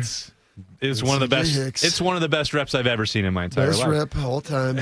I talked to you about this actually on Saturday, where it's like I feel like I'm maturing in my coverage where I don't overreact to every single snap. Because you know what? Guys have good plays and bad plays. They have good plays and bad plays. And the same thing was true for Onyanwa there. Like, I don't want the point to be, oh, you should be concerned about the left tackle and Ohio State bringing him in the portal and maybe that NFL draft buzz was premature. I'm not saying that because 15 minutes beforehand in one-on-ones, Ethan Onyanwa was absolutely dominant, and he won every single one of them. And you and I had this conversation. It's like, well, would you be concerned that it doesn't translate from individual to team? It's like, well, if you can't handle the first part of it, you got no chance in the second part. You don't have to – you can take both of those things and put fuller context into what's going on. The baseline blocking ability in a one-on-one situation was really encouraging. And if there's more things going on in a team period that makes it more complicated, all right, well, you still have a month to work some of that stuff out. But if you can't block somebody in one-on-one, you're probably unlikely to do that in team period. Well, that's the thing. You can hide people in team. You can have a tight end over there with help a back. You can get a running back over. You can slide. Like one-on-ones is what it is. So now it's you and him. By definition, it's one-on-one. Mono a mono? A mono. So it was interesting to see that. There's, like I said, with guys, there's going to be some good. There's going to be some bad. It's good to see, though. C.J. Hicks, after watching him for about 2 years, I've believed, like, he's a guy, get him on a track and get him going. Like, sitting back, he can do it, but that's probably not what he does best. But he can still drop. He can do other things. So that's because he's a very similar body type to Arvell and Sonny. And so when you have these guys that have length, that have athleticism, you can put them on the edge, you can drop them, you can rush them, you can do a lot of things. And with that creates a lot of challenges for the offense of trying to predict who the rushers are, like what the alignment's going to look like. Are you going to use a 4-down situation? Is it going to be a bare front? Will it be like an odd front? Because you can walk those guys up and they can play edge defense. So it's going to be very intriguing to see. And I think that's one thing that'll help disguise maybe the lack of defensive tackle depth early on is you have so many really good ends that are big, like Bo Atkinson. I mean, is that your first time seeing Bo Atkinson? Yeah. That guy, he looks country strong, Bob. Yes, that's a good way to put it. He walked up on Thursday, and there was no pads on for that one. He got into the backfield a little bit on a run by James Peoples, and I thought that he had just it looked like a tap.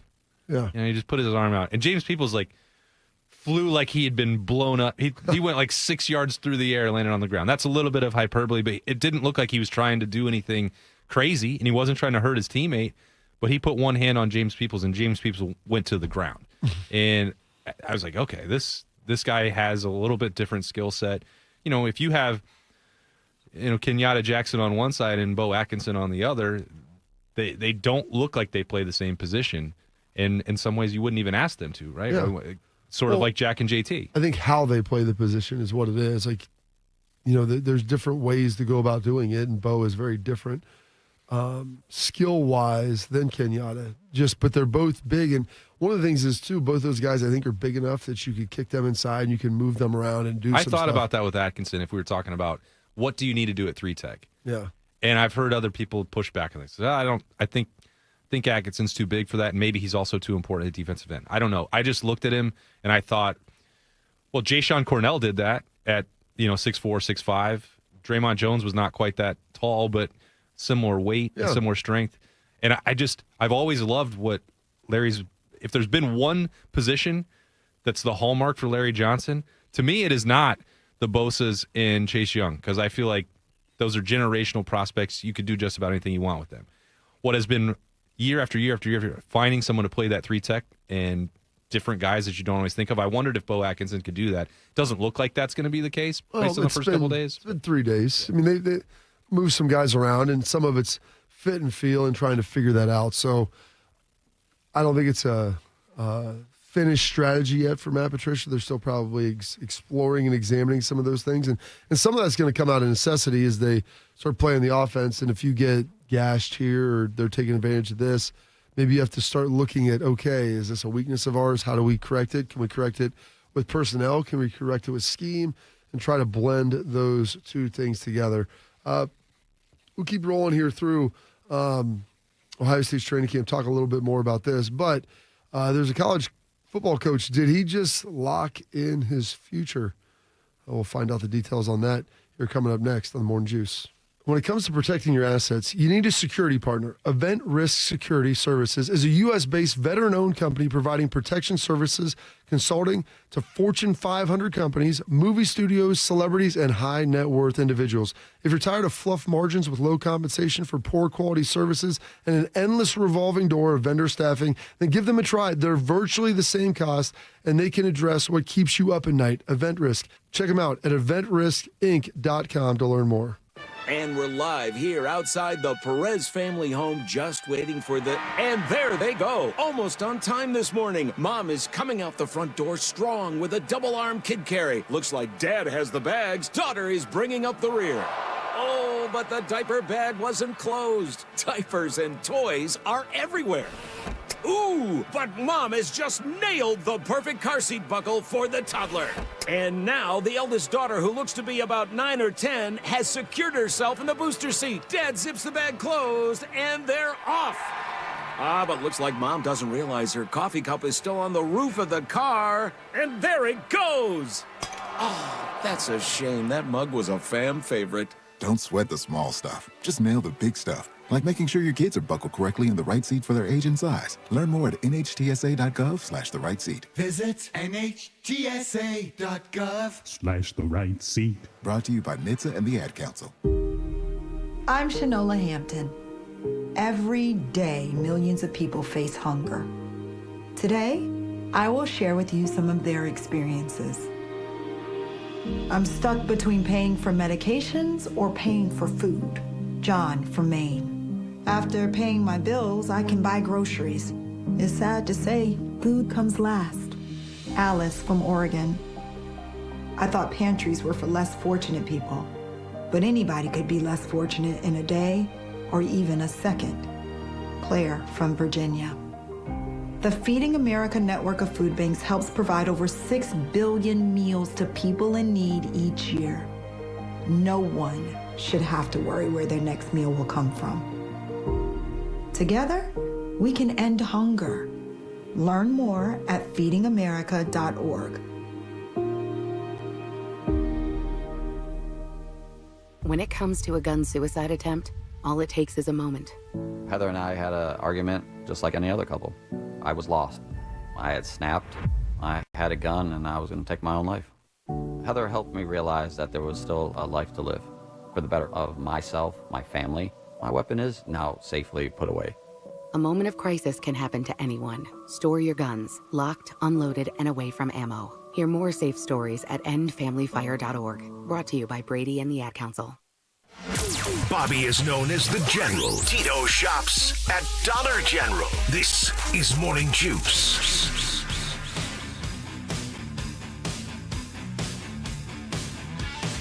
Back here on Morning Juice, keeping you roll along. Some college football talk going here. We've got some NFL that'll be coming up here shortly as well.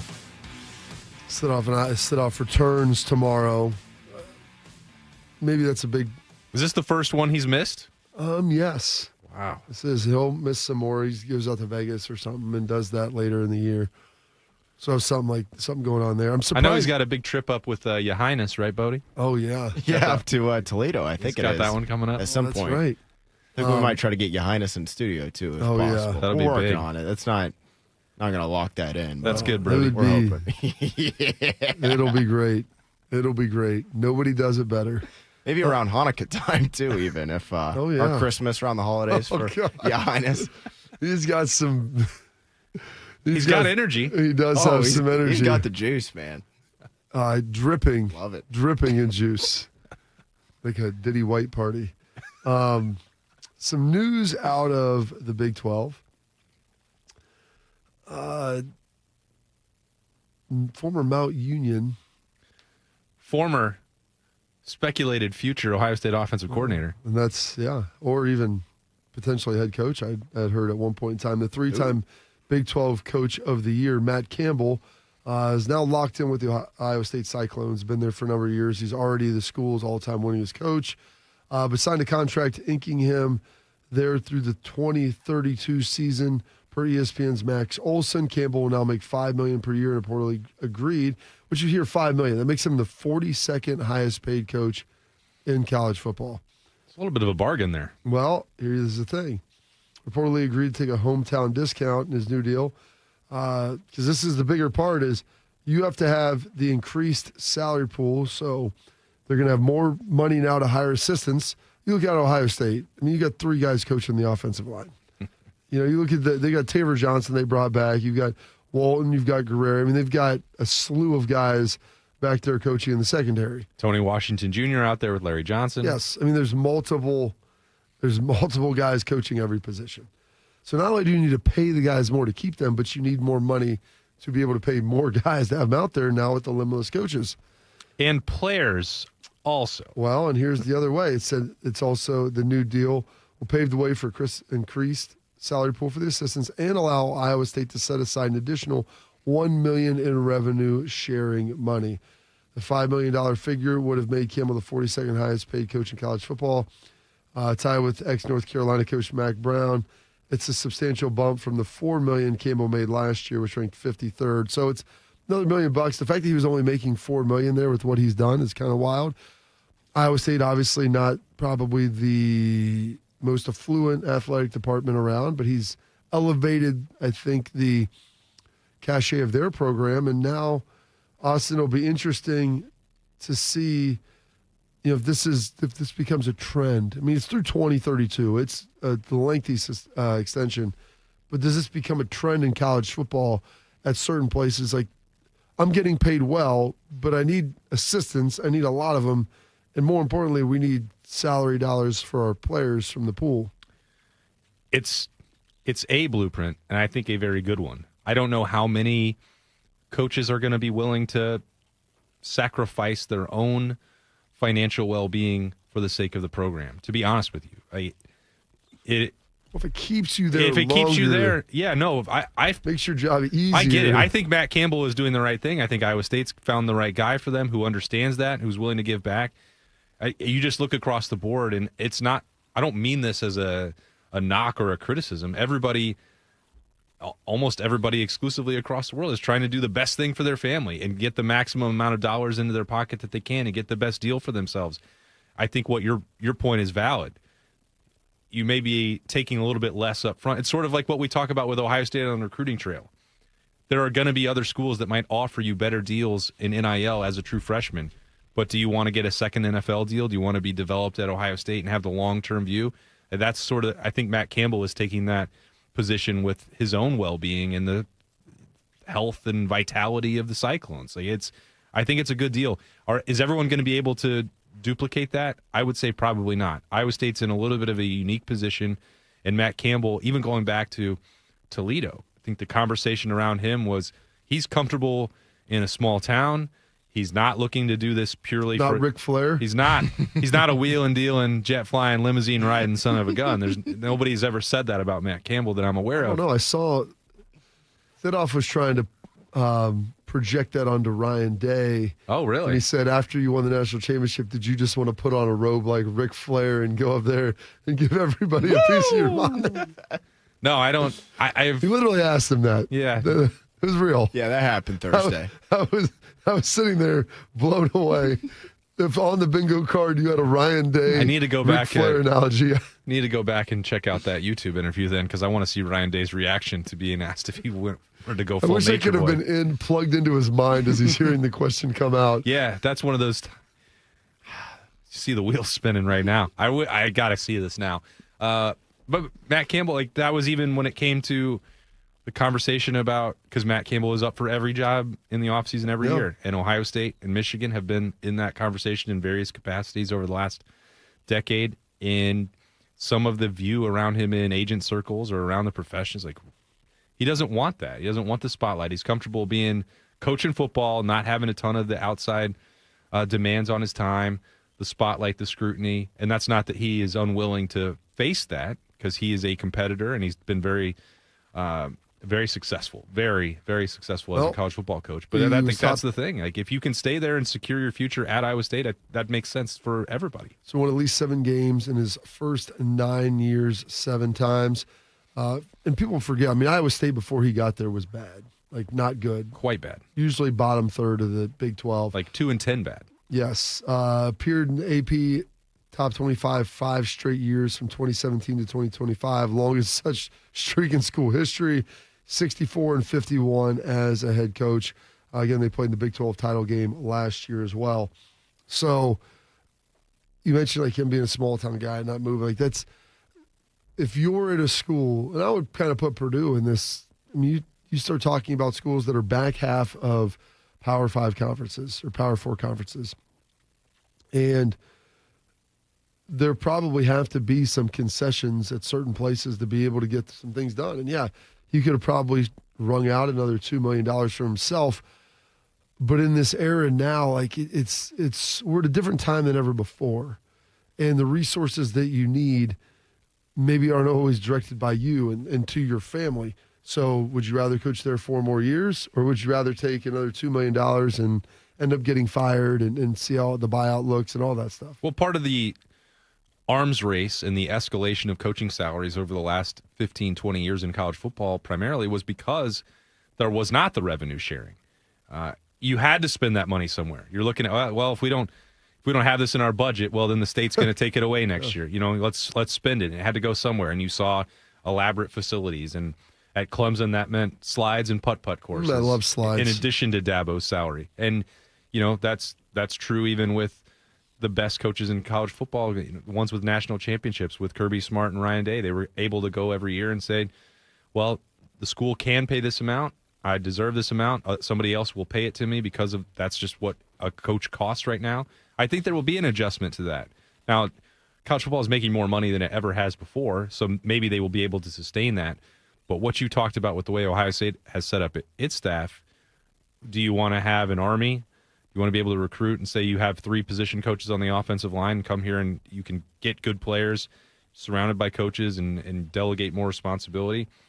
I think that will become more common. And when you mentioned like back halves of leagues, this just happened 2 weeks ago with Minnesota and PJ Fleck. So what did he do to deserve a raise and another extension?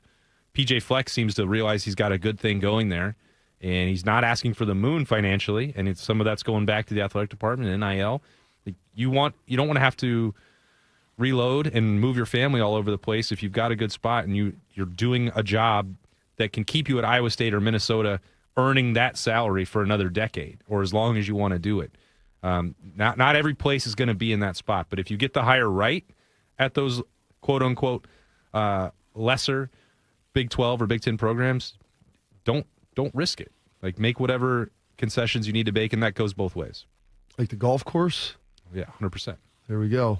All right, well, and that is today's College Football Minute, brought to you by Austin Ward. All right, coming up next. Got a sponsor for that. What has got you juiced? Ward Sports. What has got you juiced? We'll let everybody know out there. And a little update from the gasser, the conditioning test. Yes. I've called it a fitness test, which I don't think that's Presidential fitness test is back, baby. That is back. I'd like to try to do that too.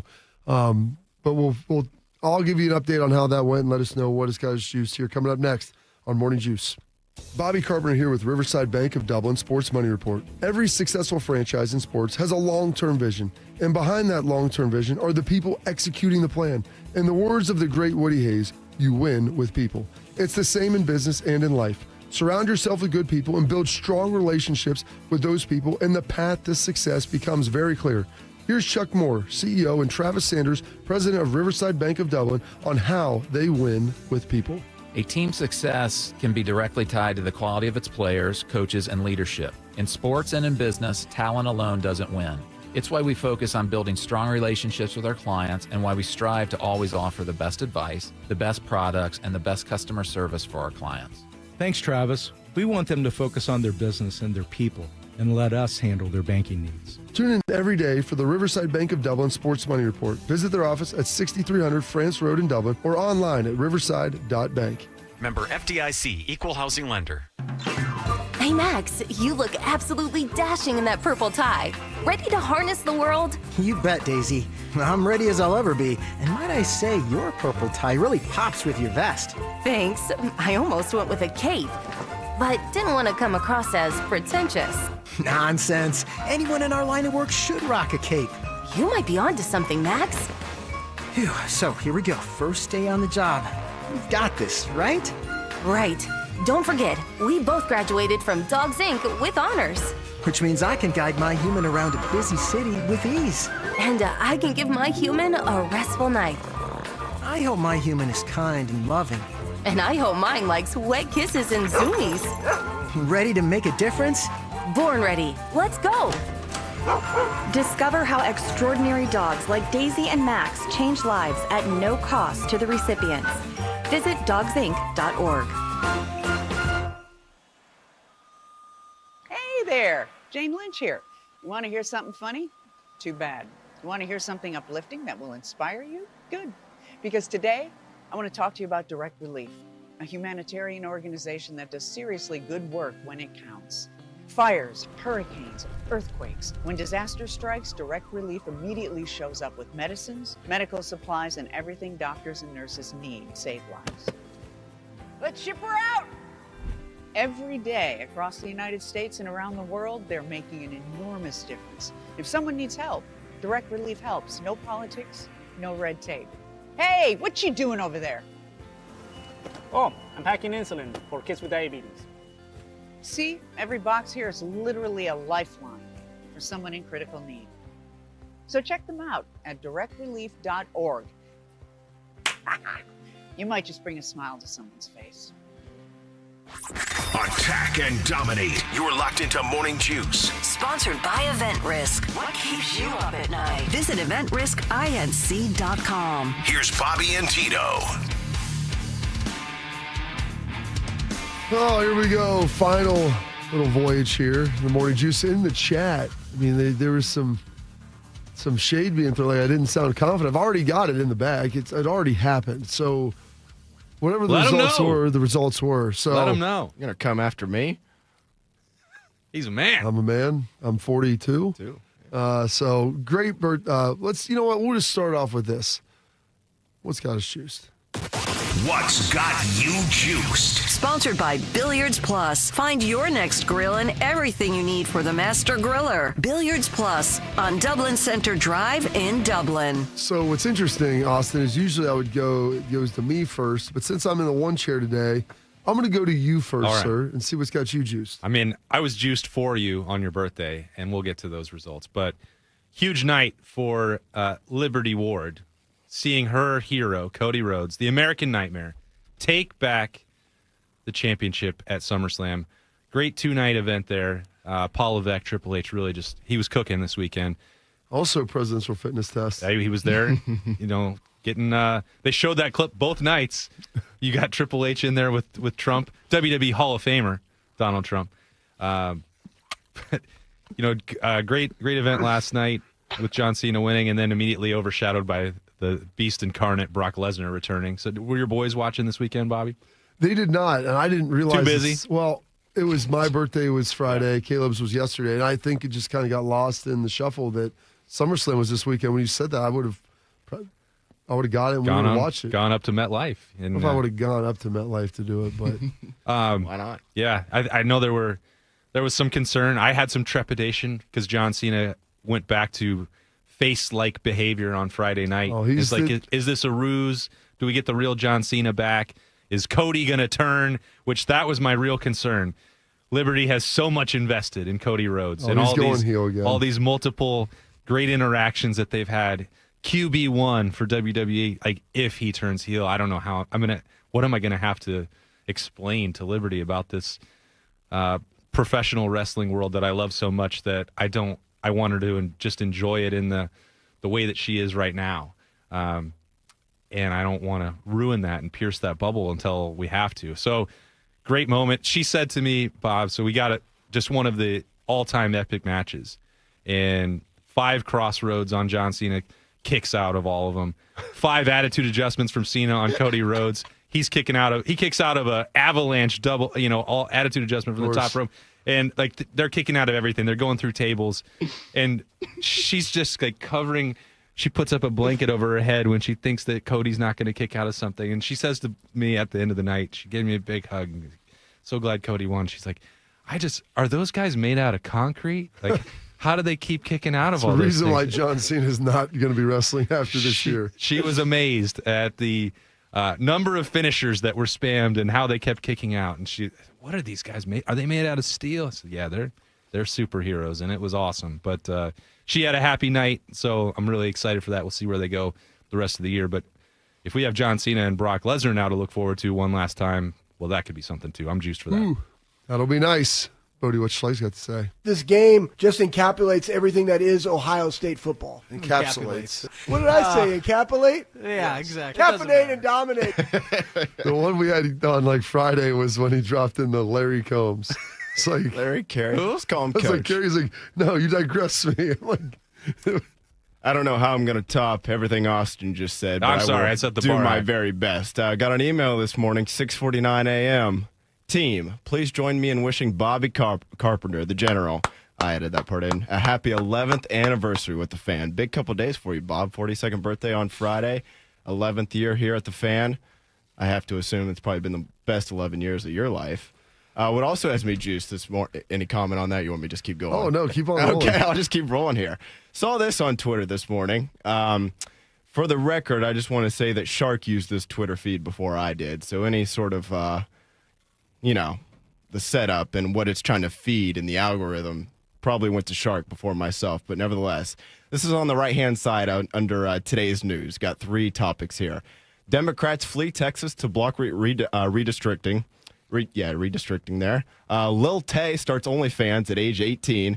And then Hoshi and Woozy close KCON LA event. Oh, yeah. I don't know what basically anything. Shark loves all of that. I don't even know basically any of those words or anything I just read, but I read that and that had me juiced, sort of, I guess. Also, what's got me juiced, our guy, Little Italy, told us on Friday he was getting married this week, and he said it went great. He said it was the best day of his life.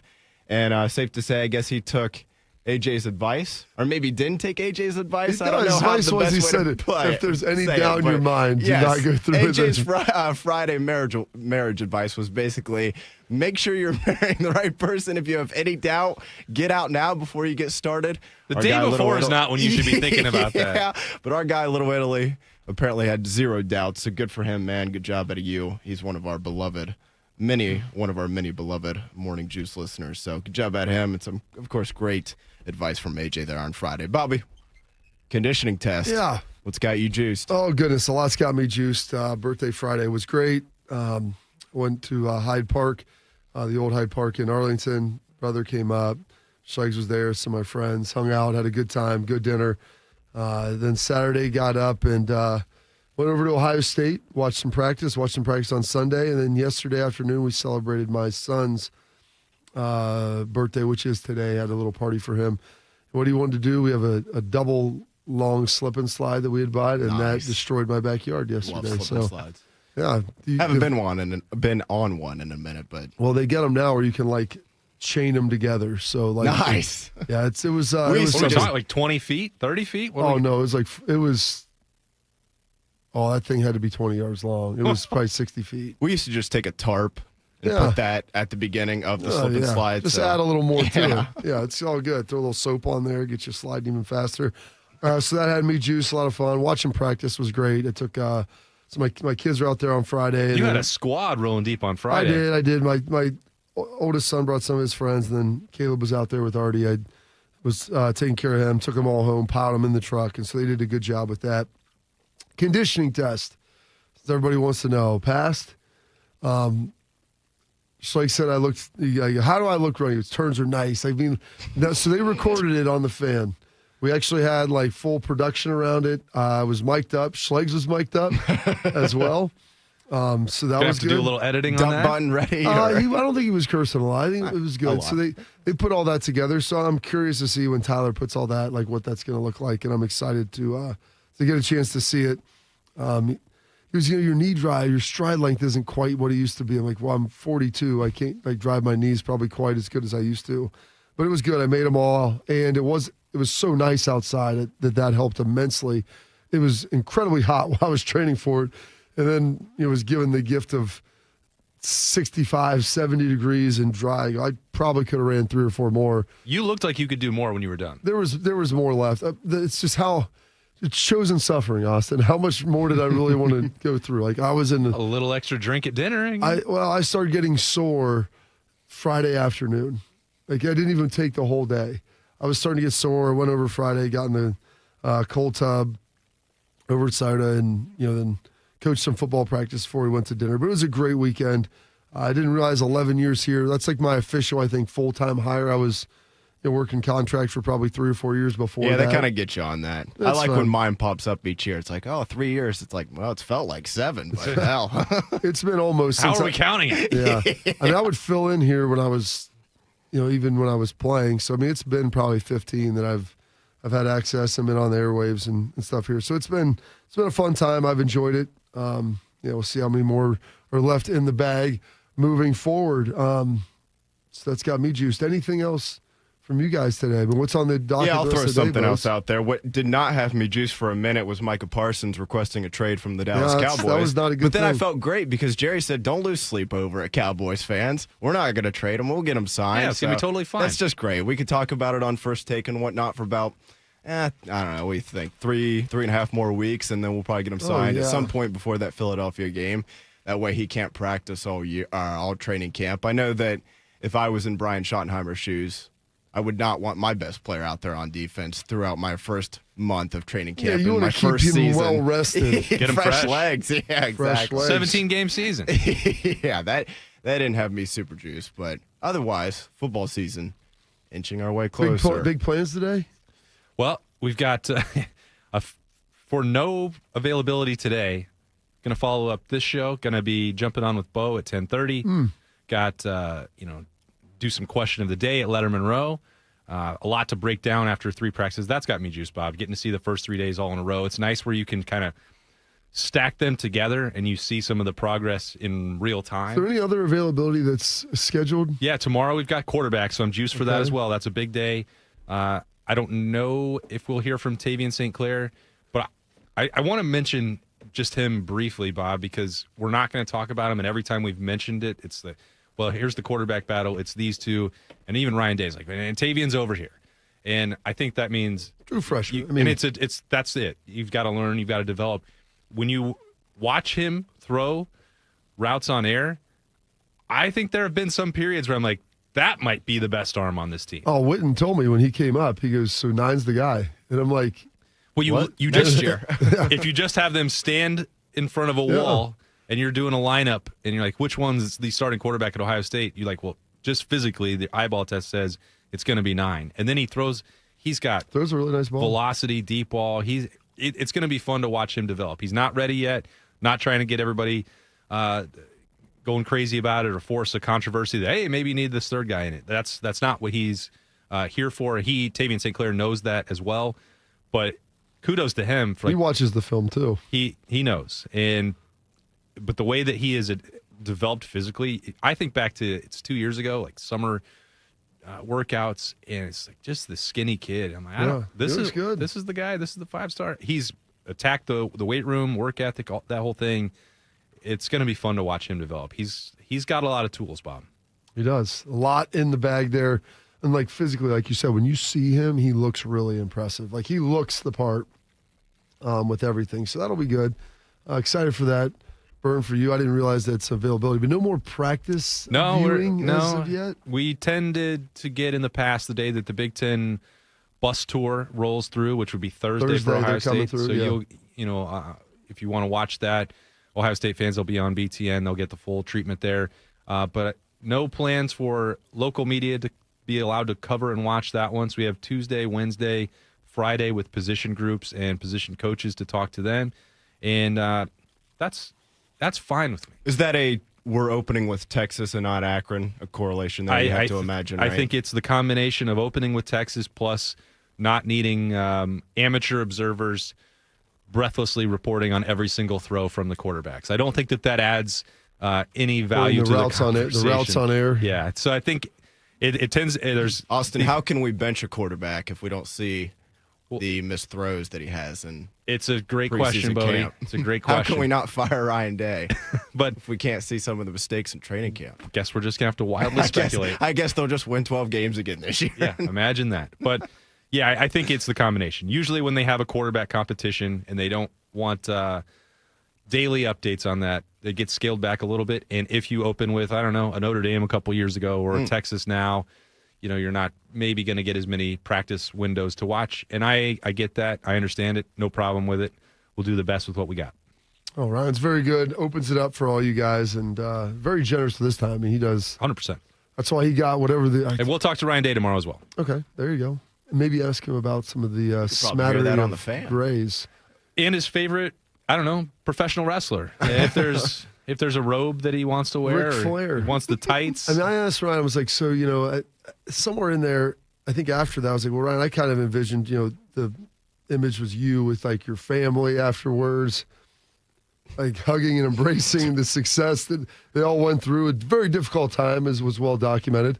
And then Thinoff went right back to the Ric Flair and another follow-up question. Why not? We double dipped on Ric Flair. Double dipped on it after I was trying to two-banger. Family Man, this and that, all these different things. It was great. It's been a great one today, Austin. Thank you for sitting in today. Enjoy the rest of your radio that you're going to be doing this week here on The Fan. I'll be with Bodie tomorrow, and Jeffrey will be back in, so stay locked in here on Morning Juice. We asked parents who adopted teens to share their journey. Nathan has taught me to embrace the moment. Age-wise, I'm in my late 60s. I'm old enough to be his grandfather. Will he be embarrassed to acknowledge me as his dad? I think the most important thing we can do is let them know that they're safe, that they're valued and cared for and loved, and that they're important. I knew I wanted to be adopted by him because of how he taught me to be the person who I am today. And it's coming from a dad that didn't expect to become a dad. And I feel very proud to be his son. That was what he needed, and he was what I needed.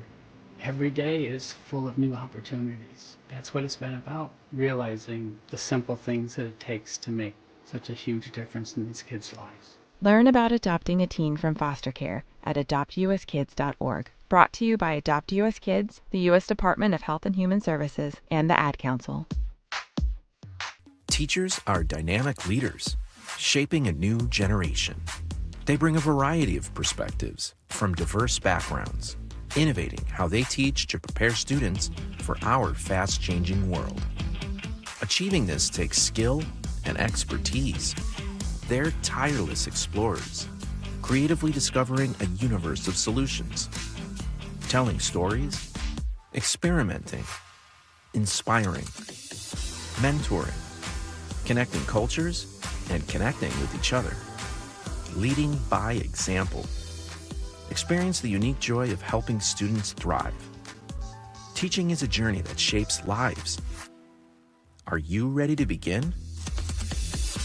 Explore teaching at teach.org, a campaign supported by the U.S. Department of Education, Teach.org, and 1 million teachers of color.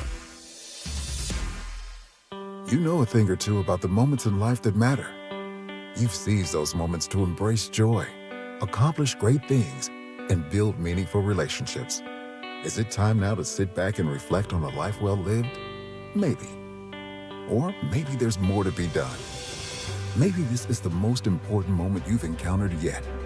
By volunteering with AmeriCorps Seniors, you can seize the moment, lend a hand, and get back more than you give.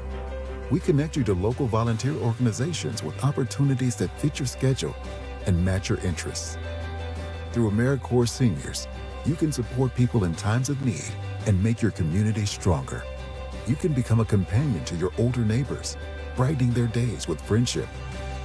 You can even become a mentor for young people, serving as a role model and enriching their lives. Are you ready to seize your moment?